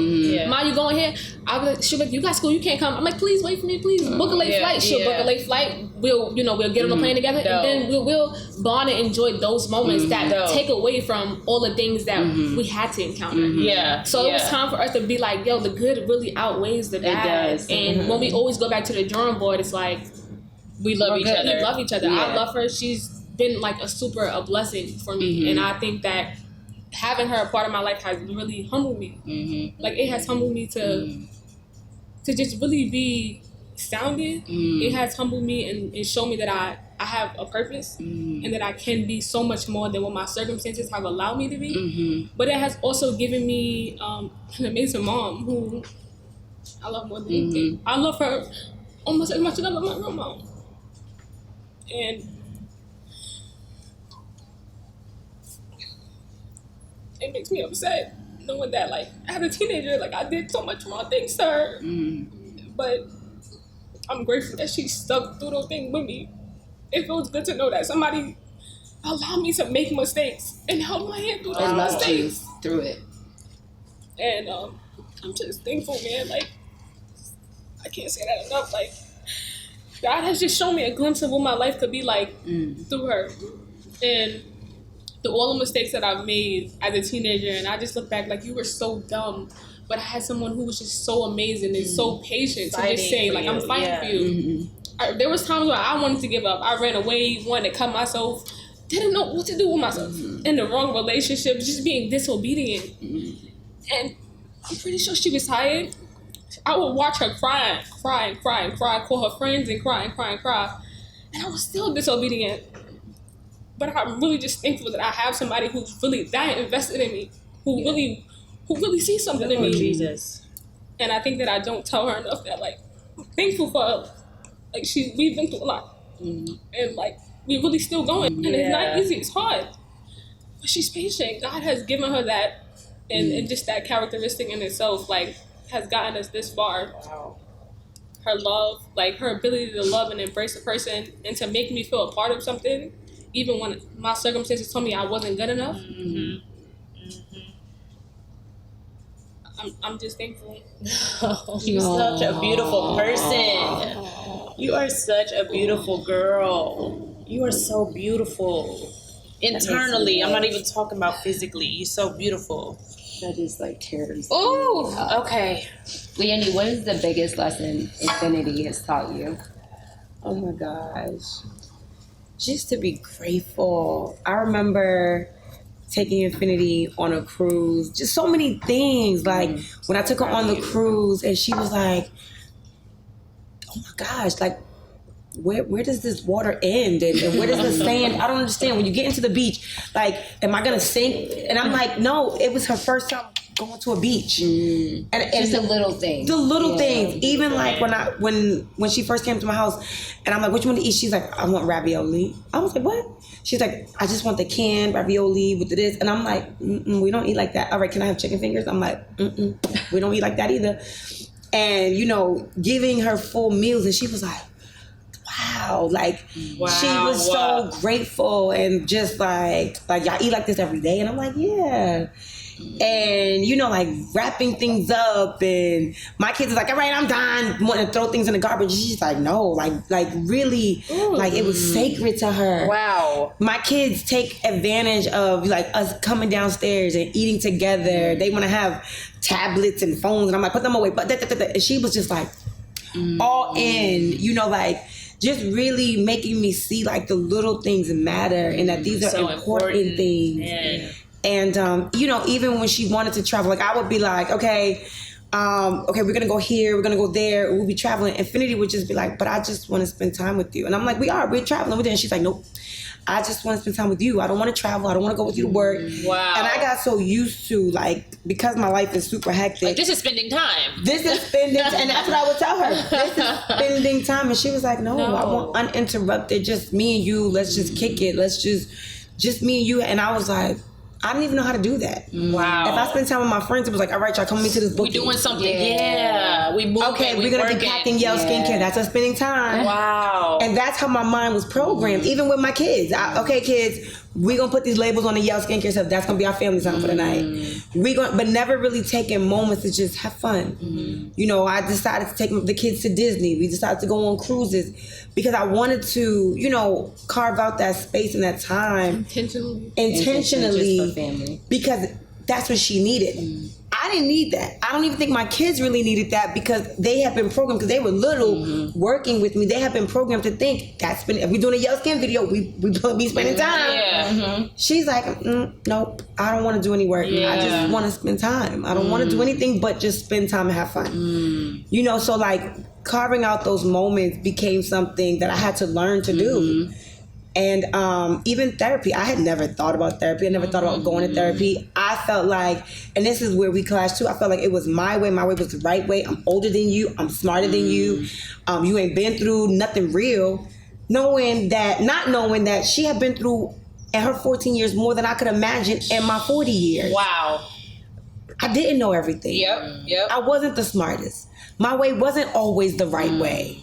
You know, and really like opening up my mind to understand that because I see things in this gray area, some people see things black, some people see things white.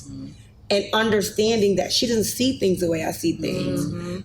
That was such a huge learning lesson for me, that if I didn't go to therapy with her or even on my own time, I would never have learned that. And it's just made me more understanding and more acceptable to just dealing with humankind, dealing with people and being like just really humanistic. Yeah. You know, Yeah, like yeah. everybody's not gonna be like me. Everybody didn't live the life that I've lived. Yeah. So understanding what people go through and how they deal with their different things they're dealing with Yeah. has been important. And I would say I learned that from Infinity. Y'all's Y'all are beautiful. relationship It's is so like, beautiful. I mean, honestly, if Love and Hip Hop is still on VH1, I'm assuming, right? If VH1 was smart, this is This is the show. the show. This is ridiculous. Lord. I mean, It's real. I mean, It's and authentic. honestly, like, even I didn't know y'all's Me story either. because I stopped watching Love and Hip Hop. I think I stopped way watching it years before I ago. think you got on. Yeah. And when we came in here on Thursday, again going back to my just watching you two, I would have never thought she didn't come from you. Yeah. It was just so it's very Natural. Yeah. It's genuine, natural. It's genuine. and you know, Yeah. I got a discerning spirit. The first thing Megan said when we left on Thursday, what did you used a specific word? You said something about Yandy's spirit. I can't think of the word. It was either like she's so easy or she's so. I think I did say something like It was that. a I was like, word. it's just easy. It was a word she not- used though, but I guess going back to like you just being organic, Genuine. and genuine, raw, real. She used a specific word. It's on the tip of my tongue, but that's the first thing she said when we left Thursday. But I remember when we were in New York. Do you remember that dinner that we had in New Yes, York? we yeah, it was kicked it. beautiful. And It was Yandy beautiful. texted me the day after, and she said, "Honey, what you said that night, I'm still thinking about Yeah, it. Like it was just." She was like, "I enjoyed my time Yeah, with y'all. yeah. It was a good time. Like I love you. If you need anything, Yeah, I got you." yeah. And that wasn't the last time Yandy's ever texted me. Yeah. You know You know what I'm saying? Yeah. That a vouch yeah. to who you are. Yeah. And then now to see this, I'm just like, And hear this story. you are, and I want you to talk about your career path because we talked about it a little bit on Thursday. And I was just thinking, I'm like, all the stuff that this woman has accomplished. People don't even know. People don't know you. Like, I don't know half of it. The stuff we talked about Thursday, I didn't had know, no idea. I didn't know half of the stuff that you've done. And then this is my first time hearing you guys' full story. So then when I put all of that, I'm just like, are you a unicorn? Is that what you got them damn The unicorn. Is that your mascot? Oh God. How is this happening? You are, I mean, honestly, who are you? Like, where did you come? Like, this, you are a little unicorn. You've done it all. And you are literally one, and you've met a lot of people in this industry. I've met a lot of people through you. Mm-hmm. And It's just different. There's only a few. and I know y'all know. I know y'all There's know. only a few. There's not There's only a lot of few. genuine people. There's only a few.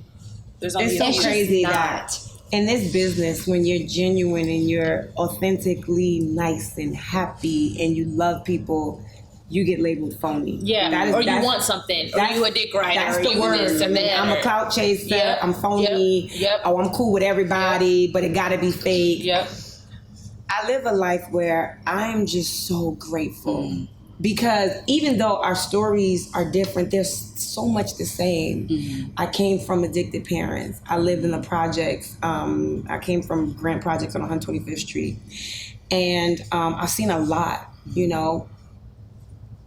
I was spared. And like they said at church today, every single thing the devil tried, he failed. And I know that. I've always known that. You know, even in and out of rehabs with my dad and then my mom fighting through a bunch of different things, I was protected. I always knew that I was loved. If I visited my dad in rehabs, he made sure I knew that I was loved and I was valued. Whatever my mom was doing the night before, she made sure Saturday mornings I was at dance class or you know, theater class. She made sure that I was in school and made sure I got to school and picked up from school. I'm just grateful. Yeah. And I always say this, like, I've never been the smartest girl in the room. I've never been the prettiest girl in the room. I really don't know how I got here. I don't know how. Even when we created Love and Hip Hop, I was fine with being behind the scenes. So what was your position? I'm sorry. Well, that's what I was kind of gonna say. Like we went Thursday, we talked about, you were telling us stuff that I had no idea. So you were never even supposed to be on Love and Hip Hop. She was never supposed to be in the camera. You didn't want to be on. You were protesting. I did not want to be on camera. Love and Hip Hop started out as a show that I created for my client. It was called Keeping Up with the Joneses. I thought Jim and his family was super interesting. They had all these moving parts.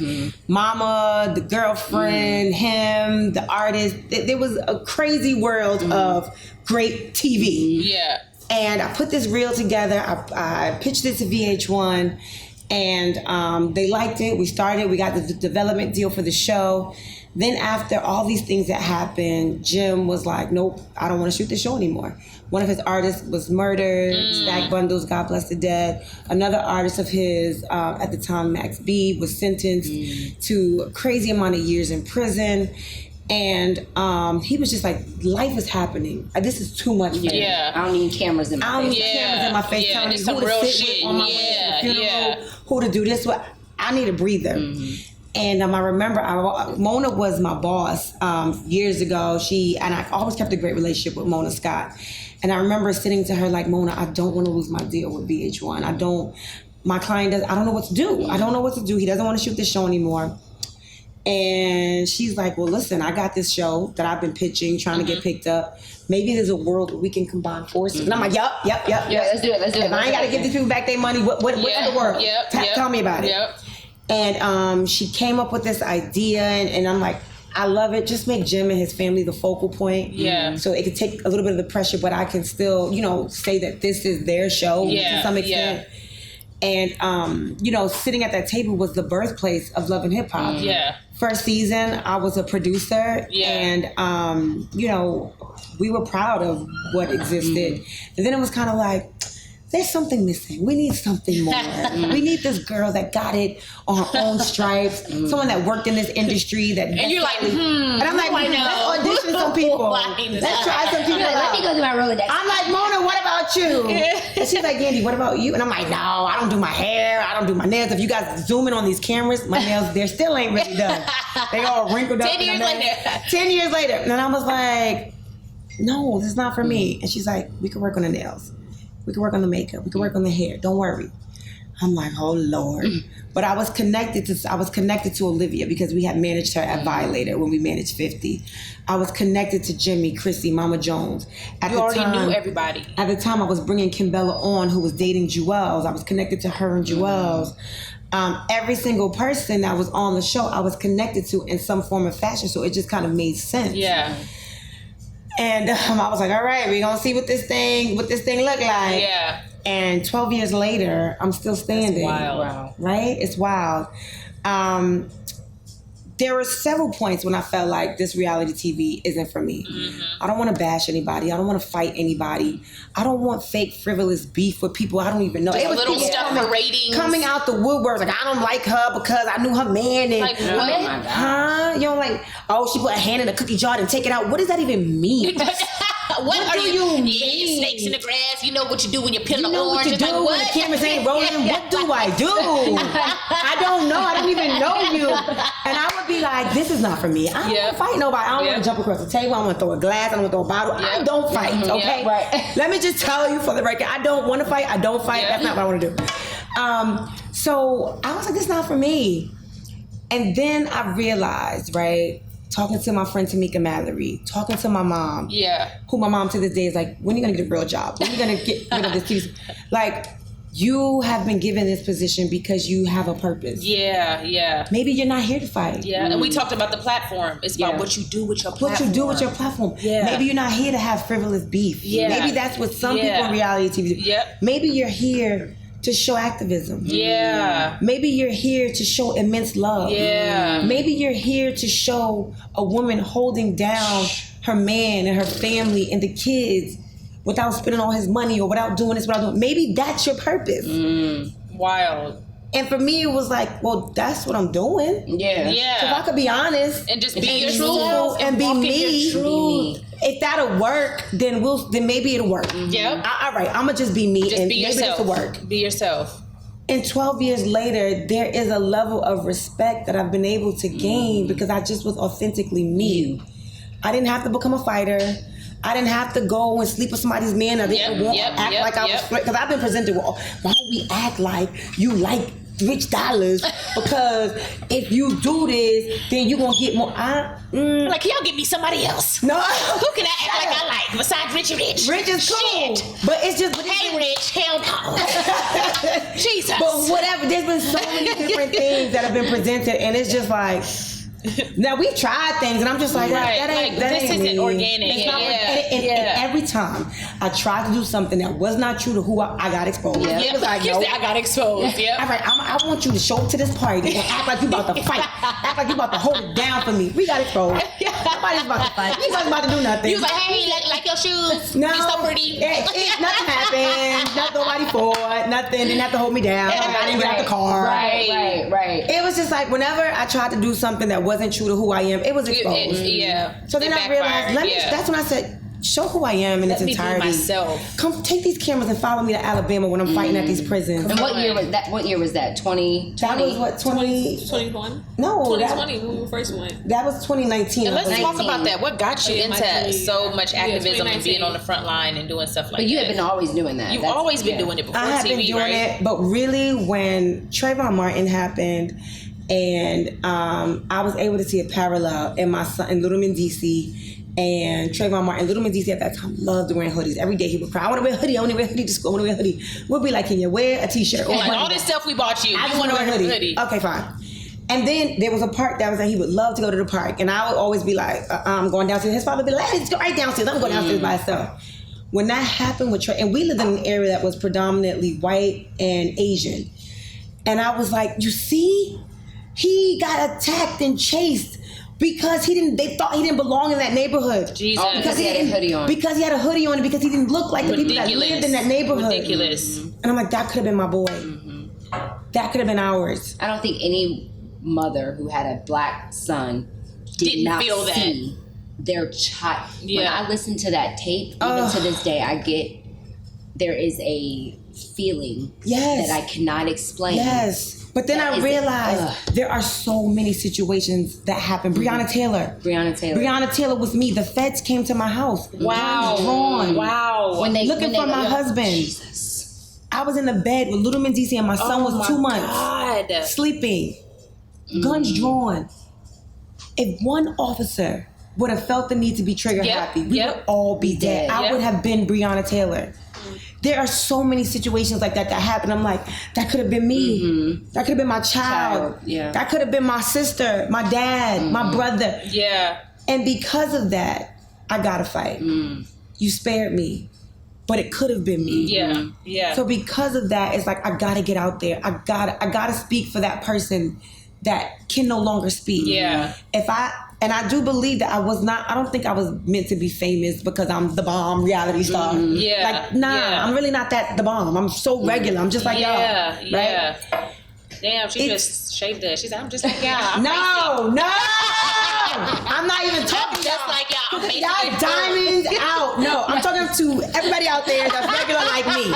You see, they got on diamonds. They got I'm just like you, They got their B.Simone. hair I'm nice and basic. laid. They got the baby hair right. I ain't got none of that. If I take this hat up, y'all I'm gonna just see. like you, Megan. I'm regular. No. Stop. That's not what I meant. Y'all gonna stop playing with my mother. Right. Okay. Infinity says stop. So we got Stop. Alright, That's not what I meant. She's like, alright, now give me a I'm talking to y'all out there, She said, okay? now hug me. I'm talking to y'all. Son. I'm talking to those that are from the projects like me, okay? I'm talking to y'all that are out there You know how that to may throw in my little be joke. college dropouts, that may be figuring out your section for sure, 8, for sure. that The may girl be next figuring door. out The girl next door. that EBT card day to day, week Because I to was on week. food stamps. Hey! This is what I'm saying. I I'm was on talking unemployment. to those that are struggling, that are trying to figure out their next move. Yeah. Y'all like me. I'm talking to y'all. I was not given this position because I had anything great going on. Yeah. I didn't excel in school. Yeah. I wasn't an A student like this one. Yeah. Nothing. Yeah. I didn't have a man that bought me the cars and the house. put you on. That put me on. That paid for my Yellow Skincare first bottle. No. I didn't have none of that. Come on. I'm talking to those of y'all that understand, like, it's only by God's grace. It's only because it's I don't even The know. purpose and the plan he already had of It's your the life. purpose and the plan he had. It ain't nothing that I did that was extraordinary. Yeah. Nothing. Yeah. So because of that, Like, I know that I have to do something.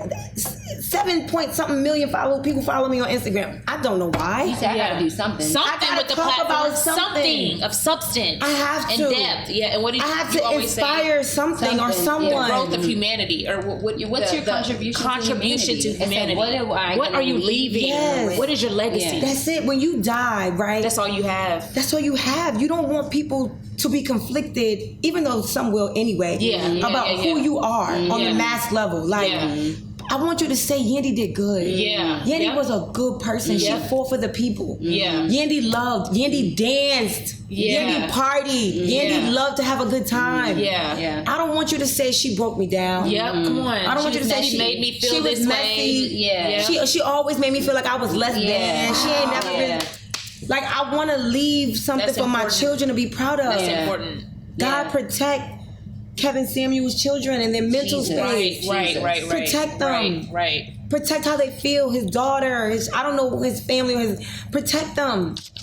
And you walking in your purpose and being aware and intentional in your journey and how you show up, that's protecting the ones that you love after you leave, because then they are not in the position that Kevin Samuel's daughter is in and his mother is in, that have to go through these comments and see people destroy the person that they love, even if they didn't know. The world knows Kevin Samuel's in a certain way, but they may not have known him in that way. That's right. And so again, he's not looking at these comments. He's not responding They to have those to see comments. that. And so you want to show up in the world and present your gift to the world in a way that when you leave, you're still protecting the ones that you love because you showed up. Yes. And you said Did yes. the right and thing. that's my biggest thing. Is like you did do something extraordinary because you said yes. Yeah. And you kept saying yes. Yeah. And every time God tugged you, you said yes. said yes. And I'm telling you, he's tugging on all of us, and everybody don't say yes. Yep. That's true. And you have to be able to and hear you his did. voice. You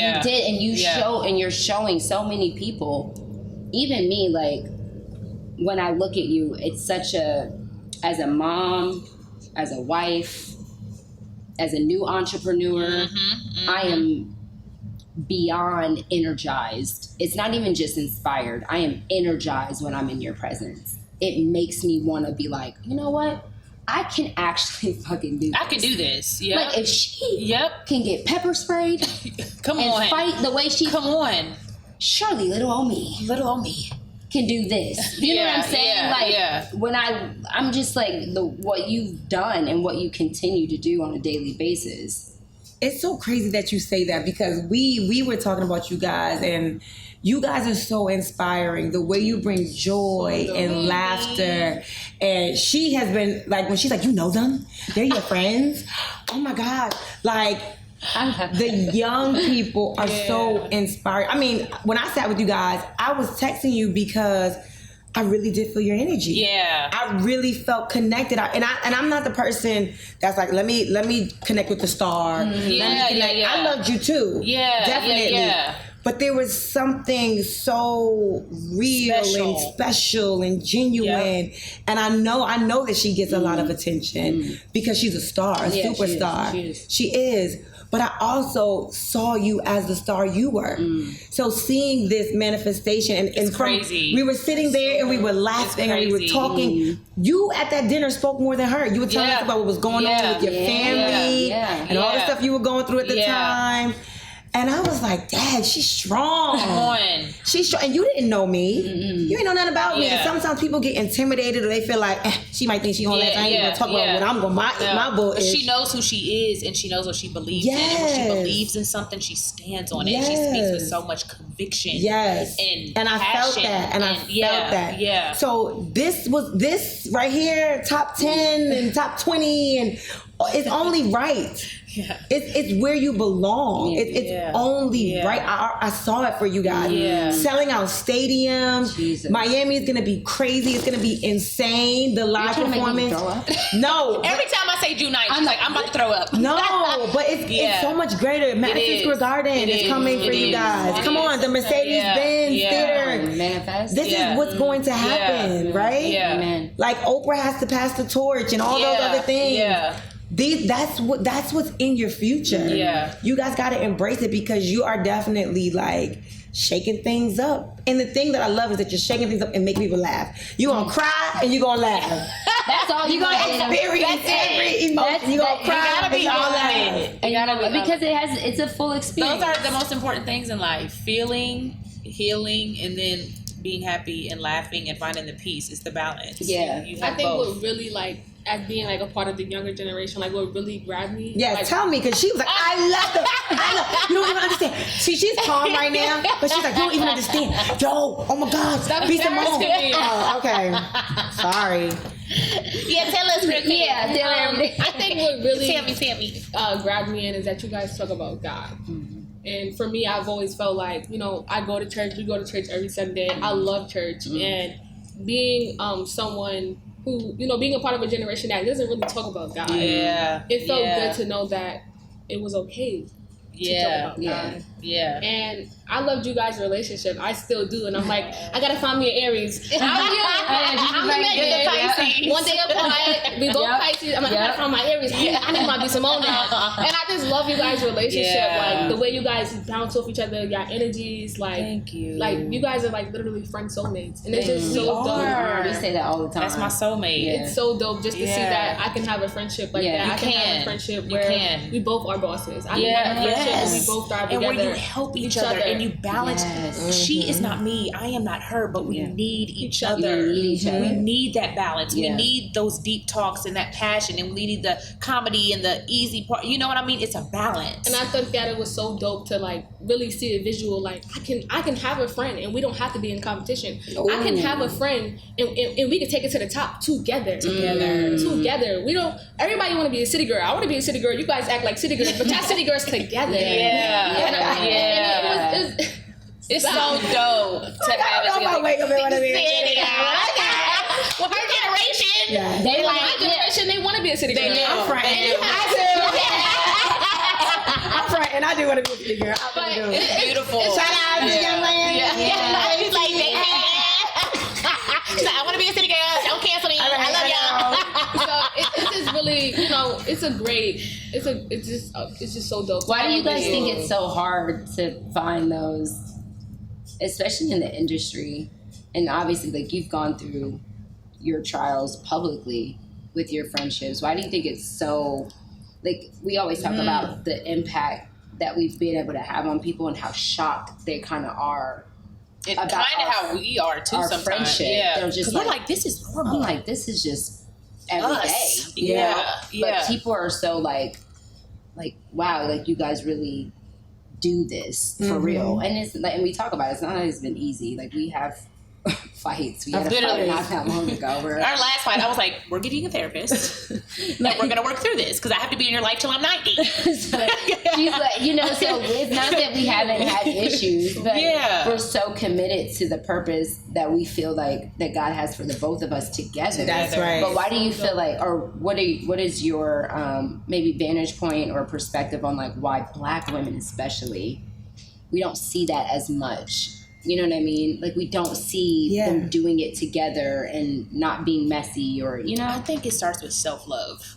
I think it does. But I also think it's one of the cultural setbacks of slavery. Like if we take it all the way back. back. You know, I think one of the cultural setbacks keeping up separate. is, you know, when one makes it out the cotton field into the house, there was only space for that one. Everyone else is left Right. behind. And if you look, I had the privilege of going to Ghana a couple times. I visited the slave dungeons. Oh and my gosh. literally, I know that was a in crazy the women's experience. slave dungeon, right? There's a hole at the top of the cave where they would throw down bread or food. Remember, these women have traveled, some of them sick, some of them pregnant, some of them just destitute and just downridden and weak. Literally, you had to step on each each other other to get to to the top. get to the bread. And whoever was the strongest, whoever was up the highest from stepping on others, that is who ate. That is who was able to get the nourishment that they needed. Jesus. Right? They also, women that were mixed or women that were fair skinned, a lot of times they went to the other chamber, right? Now, the darker women would be like, why they get to go to the other chamber? What's in the other chamber? Because they didn't know what was over there for the lighter mixed breed. You know what was over there? They were the ones that were getting raped. They were the sex slaves. And this is where colorism a lot of times even comes into play. Where it was just so like, why dark-skinned women have thought we've had it they thought that so bad. They thought we had it so bad, which we did. Right? Yeah. But they were we also had no had idea. other set of experiences. Even though they saw like, oh well, this master took her out, so you know, oh that's his boo. She was getting raped by someone that had her enslaved. And the reasoning was because her skin was more fair. God. So God. I think going back to the history of when you go the back into the separation. history of the separation and the competition and only the strong survive. This started way back when. This was intentional. Wow. This was something that they developed for generation after generation after generation to affect us. Because they know our power. Yeah. Because they know our power. Together. And you know what else I learned? This is bigger, broader than just the women. We were able to be enslaved by a very small, hundreds of thousands of people were enslaved by a handful of non-blacks. That's wild. Because they were able to infiltrate our little communities and say, you know, B, I know you love Megan, but remember how Megan said this on that podcast? She was really trying to play you, but you ain't know she was trying to play you. She was trying to play you. So I'm telling you, if you come over here, right, and you form with us, we a stronger union over here, and you gonna have more followers. You gonna have a bigger platform because we got this. And then leave her by herself. And then so what happens is you come and join this team. Now she's left alone, and they're able to capture tear that apart, and that happened time after time. With tribe after tribe, community after community, until we were against each other and we didn't even know the root of it because they came in smiling. Because we're so happy and friendly and welcoming, we allowed people to separate us and tear us down. So all that to say, I think that if we really start to think of the root of why we fight against each other so hard, we would understand that it was by design. Yeah. It was by design. And that's why we have to spend time breaking that We have to break it. So what are the things to do that, as for you, what do you do to kind of break that cycle for instance, and break that curse? Candy has a restaurant. I go to her restaurant. I promote it. My grand opening, she was here. Same thing.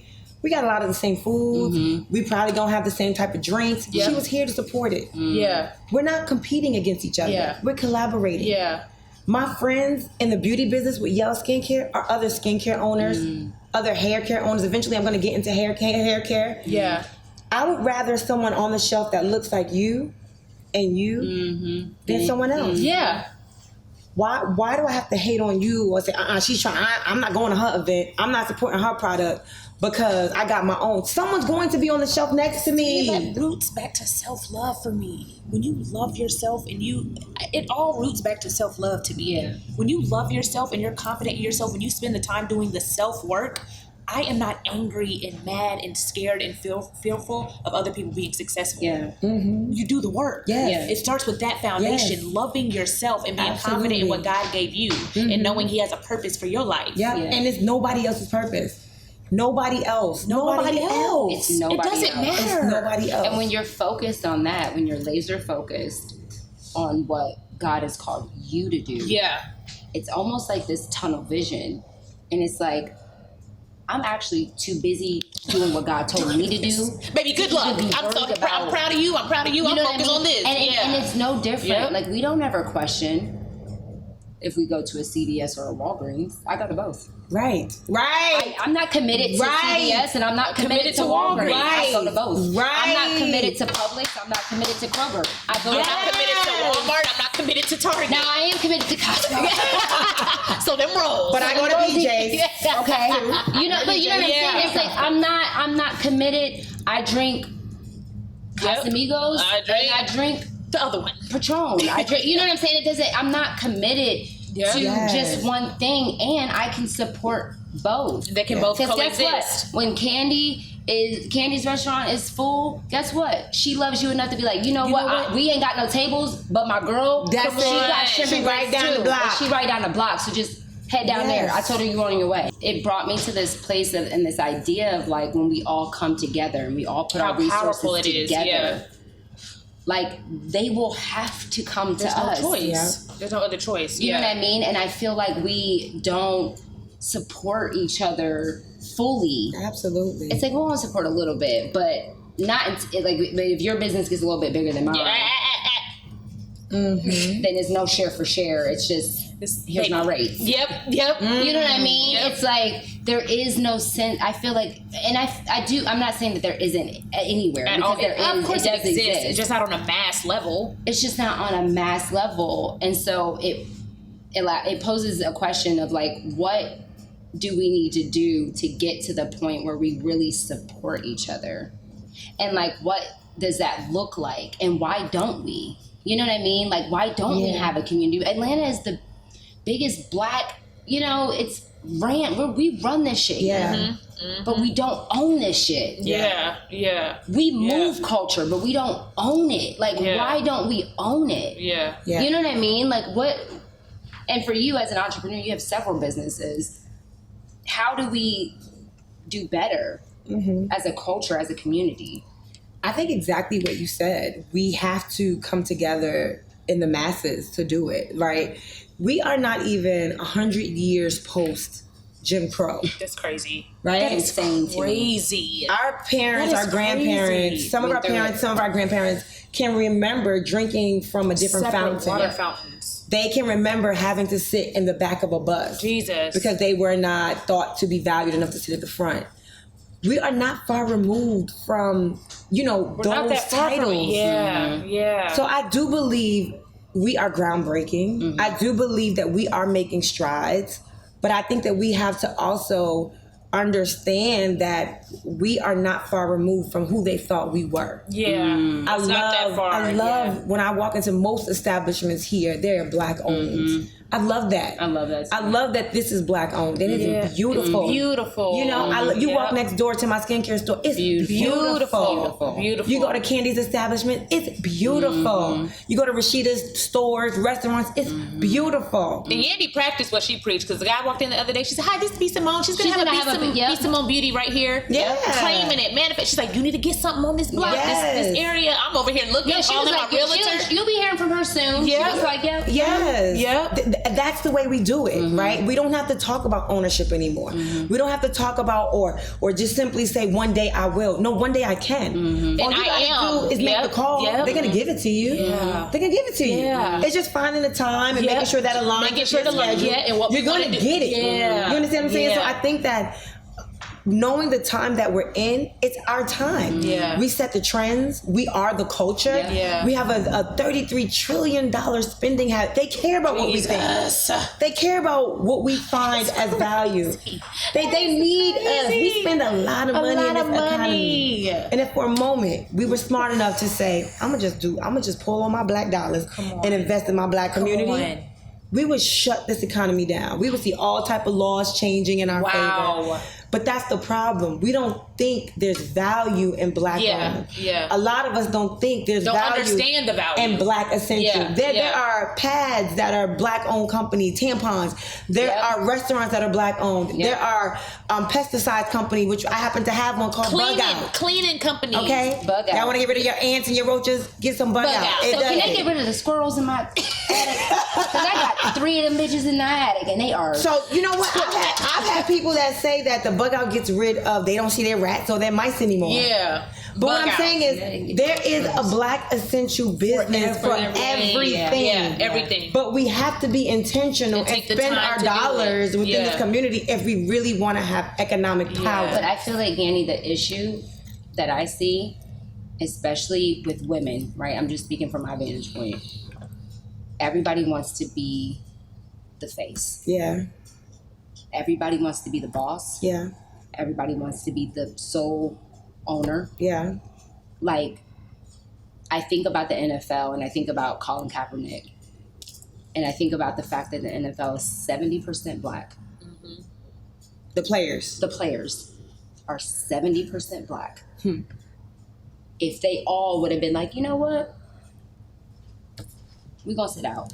And we're going to see what y'all do without 70%. We'll just see.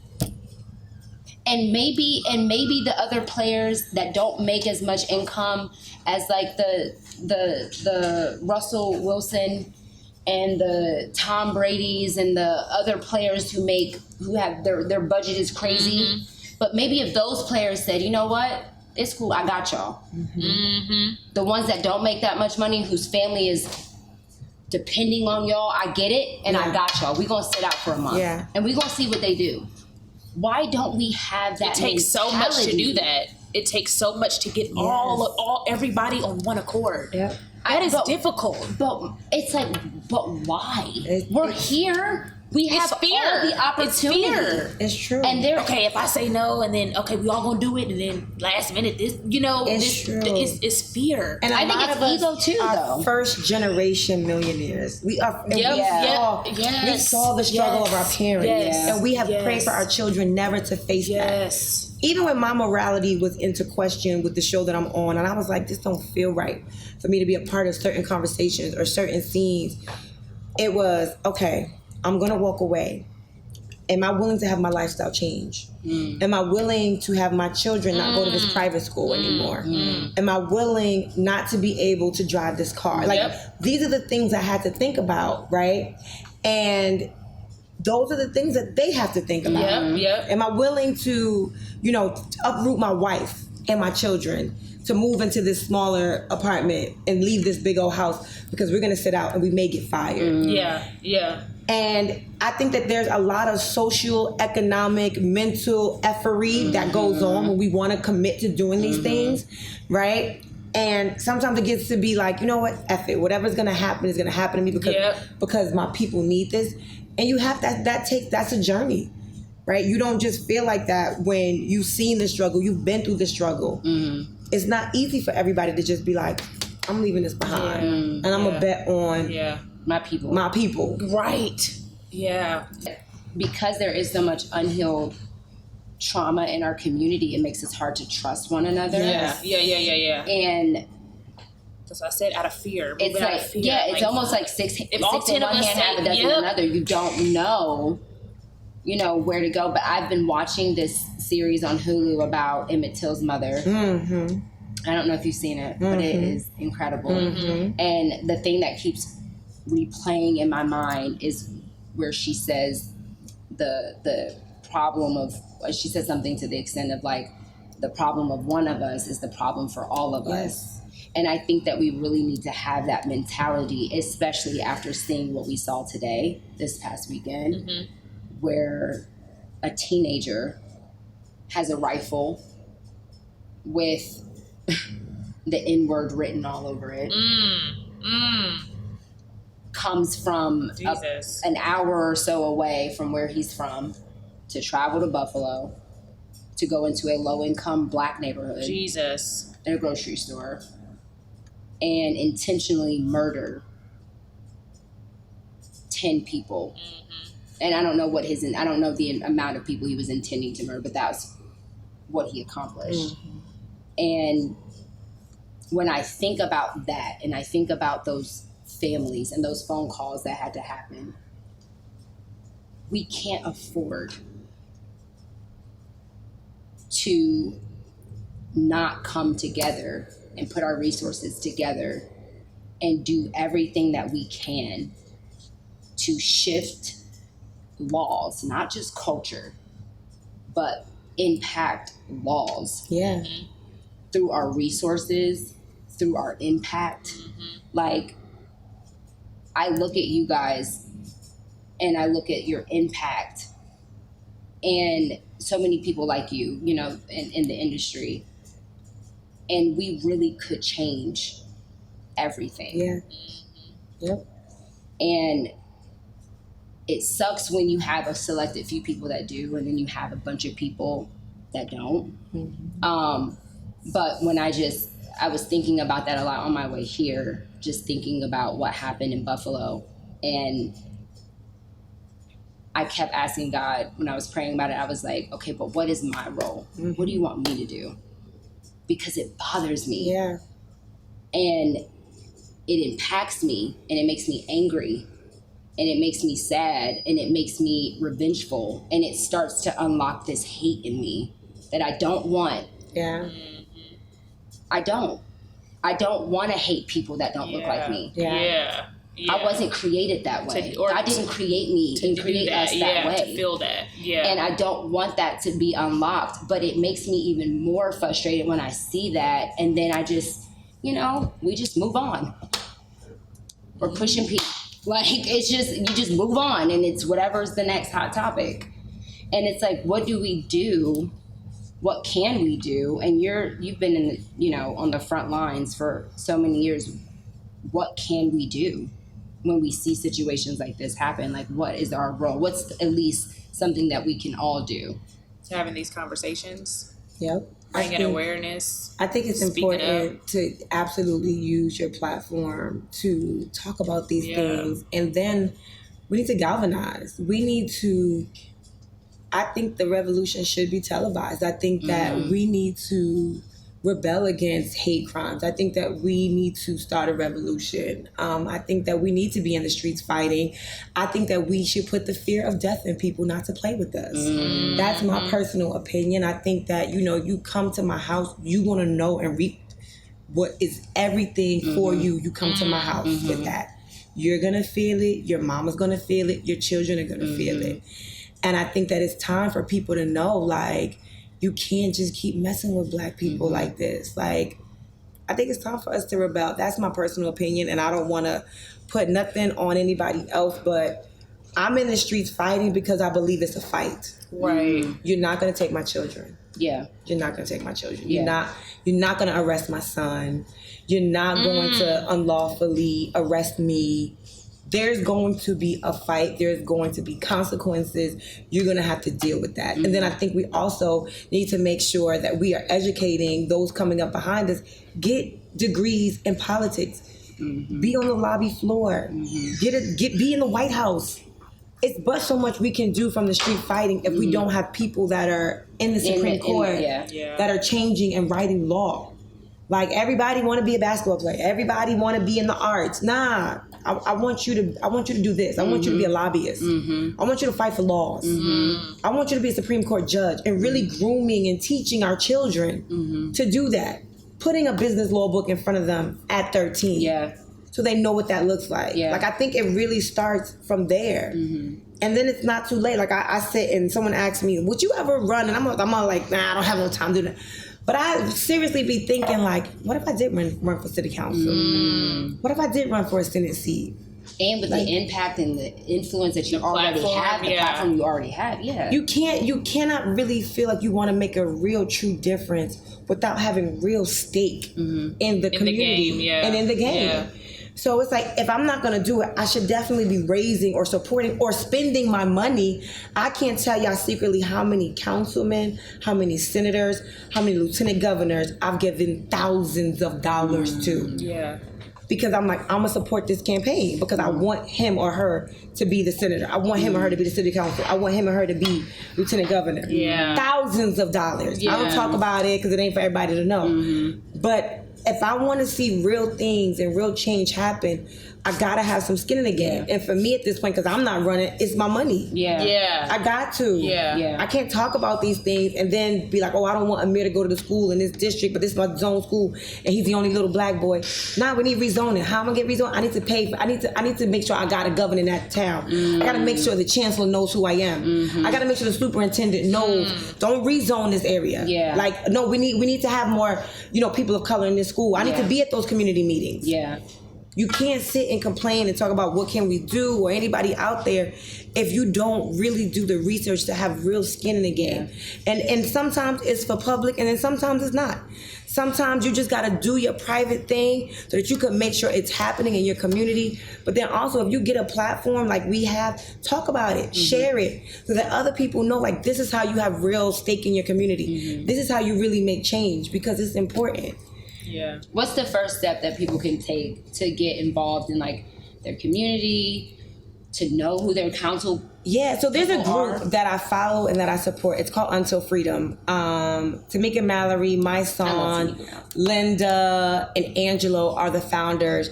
And anything that happens in communities across our nation, they are at the front of it. They talk about it, follow their website, follow their blog, follow them personally. They're going to let you know, but then also do the research on who your attorney general is in your town. That is the person that is creating like a legal structure. They're the ones that are prosecuting and arresting and all the. Vote your attorney generals in. Vote. Voting is so important. I know so many of us. Locally, on a local level. Not just presidential. No, your attorney Locally, general. yeah. You wondering why they're coming, taking so many people in your community that are on a conspiracy crime. Conspiracy crimes have taken so many of our brothers and sisters.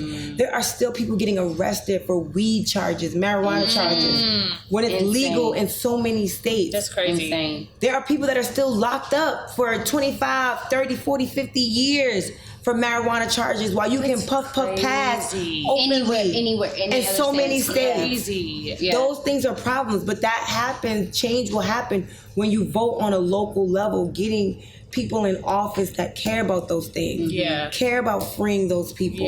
But you got to get involved. Like, I do believe that the most marginalized people can be culture shifters. We have been marginalized, Black women, those that are gay, lesbian, those that are handicapped, that suffer from different disabilities. That is the marginalized community, poor, immigrants.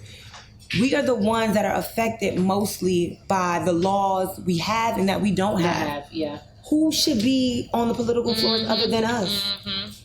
We could remix what democracy looks like if we took an active care into what our democracy looks like. And who better to do it but us? But us. Who better? It should never be white old men making the decision for us when they ain't never been through. They never walked a mile in our shoes. A mile. Don't know what it's like. And been able to carry, and this is what I love about us.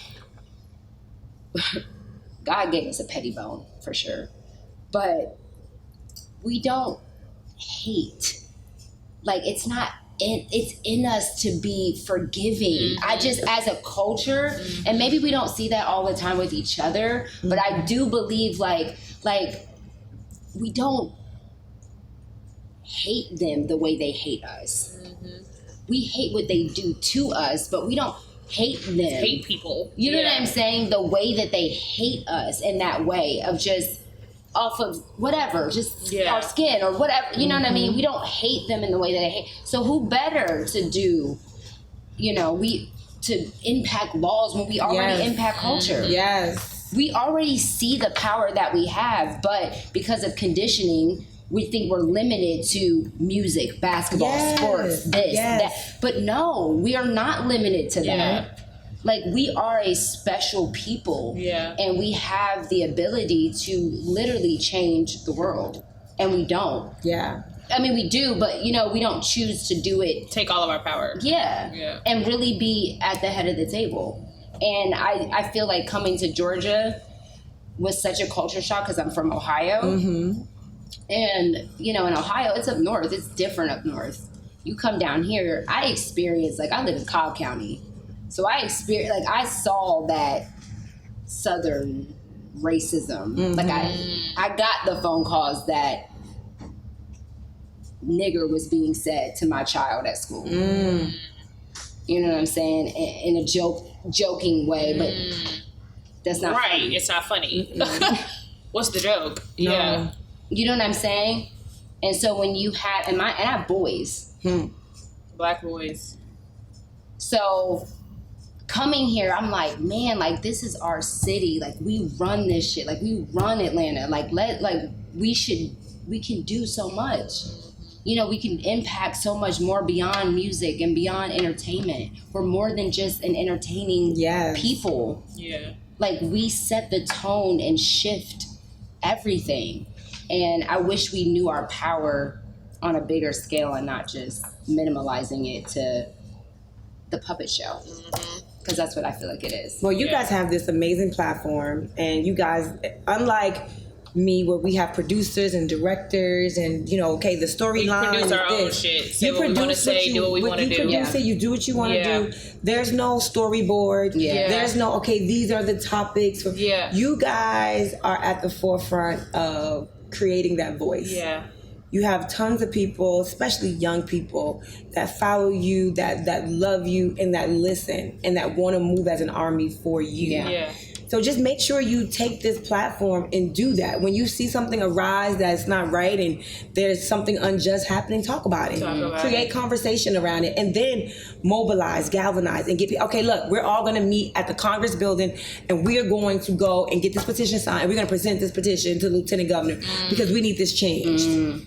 You guys can do that. You have that voice, right? I get 3 minutes on a TV show. The next breath's gonna be somebody fighting about their man. The next voice, somebody cheating about this. I get 3 minutes. You're like, I'm gonna utilize I get every 3 minutes. Y'all got as many hours and part 2, part 3, part 4s as you need.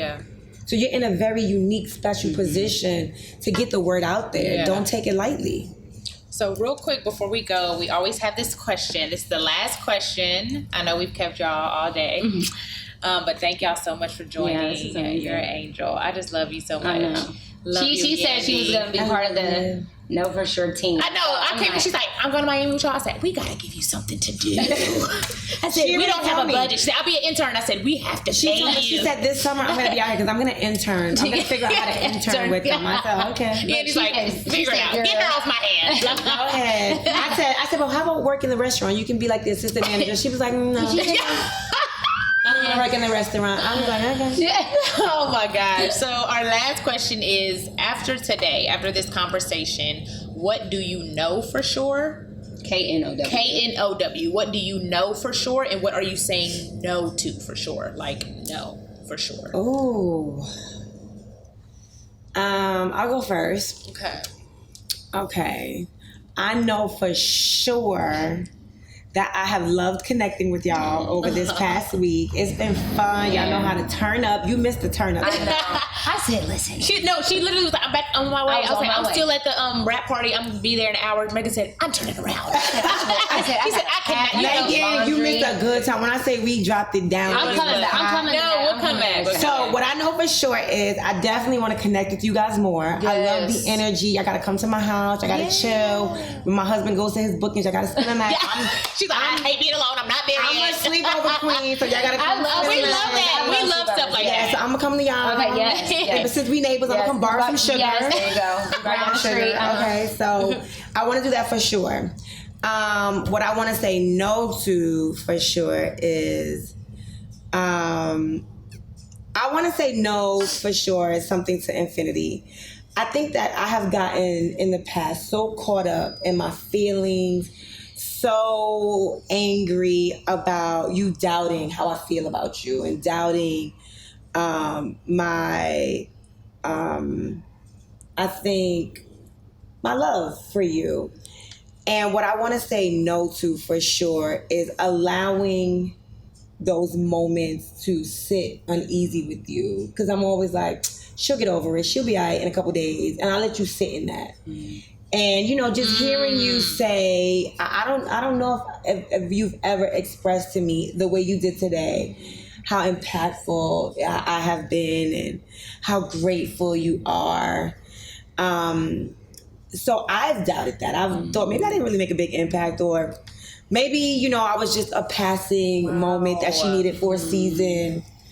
So hearing that makes me feel like I can't be letting days go by where I'm like, oh, she's in her feelings, so when she get over it, I'll be right here. I have to make sure that I'm a constant figure. So I'm going to say no to allowing you to deal with these things on your own and allowing you too much space to get over it. So I'm going to say no to that. I love that, Yandy.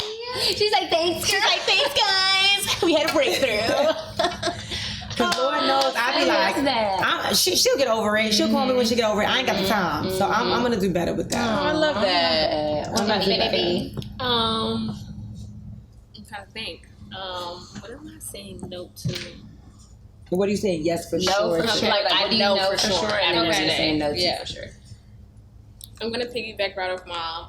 I know for sure that I have a special place in your heart, Mm-hmm. and that even when tough moments don't show that we have memories that will always be in my back pocket that will show that for me. But I also know for sure that I'm an intern. I knew she was gonna say that. I knew she was gonna say that. But I really, that part too, but I really want to say that I know for sure that you guys are just amazing women, and I would love to be a little sister. Oh, you are. You already That's are. dope. I was like, You are. we got you. Yeah. We got you. Seriously. Like, and love I'm we a love lot your like mom. Yandy. I don't Yeah. say that This to one? anybody without, you know, Meaning really it and meaning following that. through. Yeah. And I say that in respects to you because what you guys have, I'm It's just special. like, maybe this is what people see from it, yeah, us, yeah, and yeah, I'm seeing yeah, it in you yeah, guys, and yeah. it's like very, very Special and tangible. rare and yeah. But we got you. Yeah. Literally, Love you. like on record, obviously. We got you. But answering the second part, what am I saying no to? For sure. I'm saying no to the voices in my head that still tell me to this day that I am not enough. Beautiful. Perfect thing to say. Good for you. I feel like I've always, mom watched me like always struggle with saying like, I say I'm enough, but I really don't believe it. And then like, you know, it's like countering actually my actions. I'm like, I'm saying this, but my actions aren't showing that. And I'm doing the work. So it's like, you're doing the work. How don't you believe that yet? But I think that I'm really saying no to learning that like the mind is not always a good space. And, you know, your mind play games. You have to train it and to I be have to really positive. start training Train my it. mind and being very intentional about the things that I am feeding myself. Think about what you're thinking about. I say that. My mom tells me that all the time. Think You about gotta what think you're about what you think about. about. You have to think about Gotta what put you're down thinking the about. shirt. I know. No, I heard that she one. tells me That's that. what I Think heard. about You what have you're to thinking think about. what you think, because she said every thought isn't yours. Ooh. Every thought doesn't come from you. Every thought doesn't come from God. Ooh, She come always on, said, she Mom. said you have to think about what you're thinking about. That's a good one. And it's Wow. just like planting seeds. Yeah. You have to think about, be intentional with your garden and uprooting and not allowing weeds to be planted Yeah. and poison to be planted into your garden. This is special and sacred. Yeah. And you get to dictate, right, what you think. Yeah. And you get to dictate how you move. Yeah. And you don't allow your mind, you know, to do that for you. Yeah. You take authority. There's a scripture in the Bible that says, take captive every thought into captivity and submit it to God. It's one of my favorite scriptures because I take every thought, and I battle with the same thing that you battle. I take every single thought and I make them submit themselves to God. Yeah. And if they don't align and they don't agree Yeah. with Him and His word and His perfect purpose for my life, Yeah. they gotta go. Yeah. Immediately. They gotta Yeah. go. Yeah. They cannot stay. Yeah. They cannot. You have to immediately. I rebuke that. That ain't even. Yeah. You know what I'm saying? And think Yeah. and that's a lot. You have over 60,000 thoughts a day. Yeah. To be conscious of 60,000 thoughts is insane. But if you're making a practice of it, you get to uproot some of those, you know, those negative thoughts. So think about what you're thinking about. Think about what you're thinking about. I'm for sure thinking about what I'm thinking She about. said, "Now you got me thinking." My no for sure is I'm gonna aim it to infinity. My no for sure is that you have a purpose. You are so special. You are so wise beyond your years. You're a star. I'm not talking about Instagram, cameras, TV. I'm talking about like a star, like in your own right. You are a beautiful young Black woman, and I know you know that deep down in here. And sometimes this might not align with what you know for sure, but you know, and always remember that. I love you. I'm so glad we met you. You're so special, and you are so blessed to have Yandy. I'm telling you, like at that age, I needed a Yandy baby, and I never got it. So you are blessed to have her. What I'm saying no to for sure is anything negative, like Yandy was giving that example of outside voices and negativity, and because we have it already, the comments and the this and the B.Simone joke too much, or Megan is talk too much, or da-da-da. It's always the enemy. Always. I'm saying no to for sure. Nothing coming in between what God has called us to do. And I know it's this. I literally said it on Instagram the other day. I was like, we met at 12 years old for this. I know, like, it was literally for this podcast. And whatever it's gonna lead to, God made us meet 20 years ago for this platform. And whatever he's doing with it, we're gonna let him do it. But I'm saying no to any outside negative source coming through and tearing this apart. And I know it's not gonna happen, but I'm claiming it right here, this day, in this moment. I'm saying no to that. Amen. What do I know for sure? Man. I kind of want to pick up what Yandy said in the beginning of just like being grateful. Like I feel so grateful to be in this space, to have this opportunity. I think that, or I know that everything is ordained, and God just is so consistent in his character that he never misses. He just never misses. And when you think he missed, he's like, we're surprised. You know what I mean? When you think that it was over, it wasn't. You know, when you think that you gave up, you didn't. It was a pivot. You know what I mean? And so proud of you. Yeah, that for sure. What am I saying no to for sure? Man. What am I saying no to for sure? I think it's kind of the same thing, you know, doubting, or what everyone has kind of said, doubting, you know, where you are, doubting that you're worthy enough, doubting that he called you to, you know, he chose you to.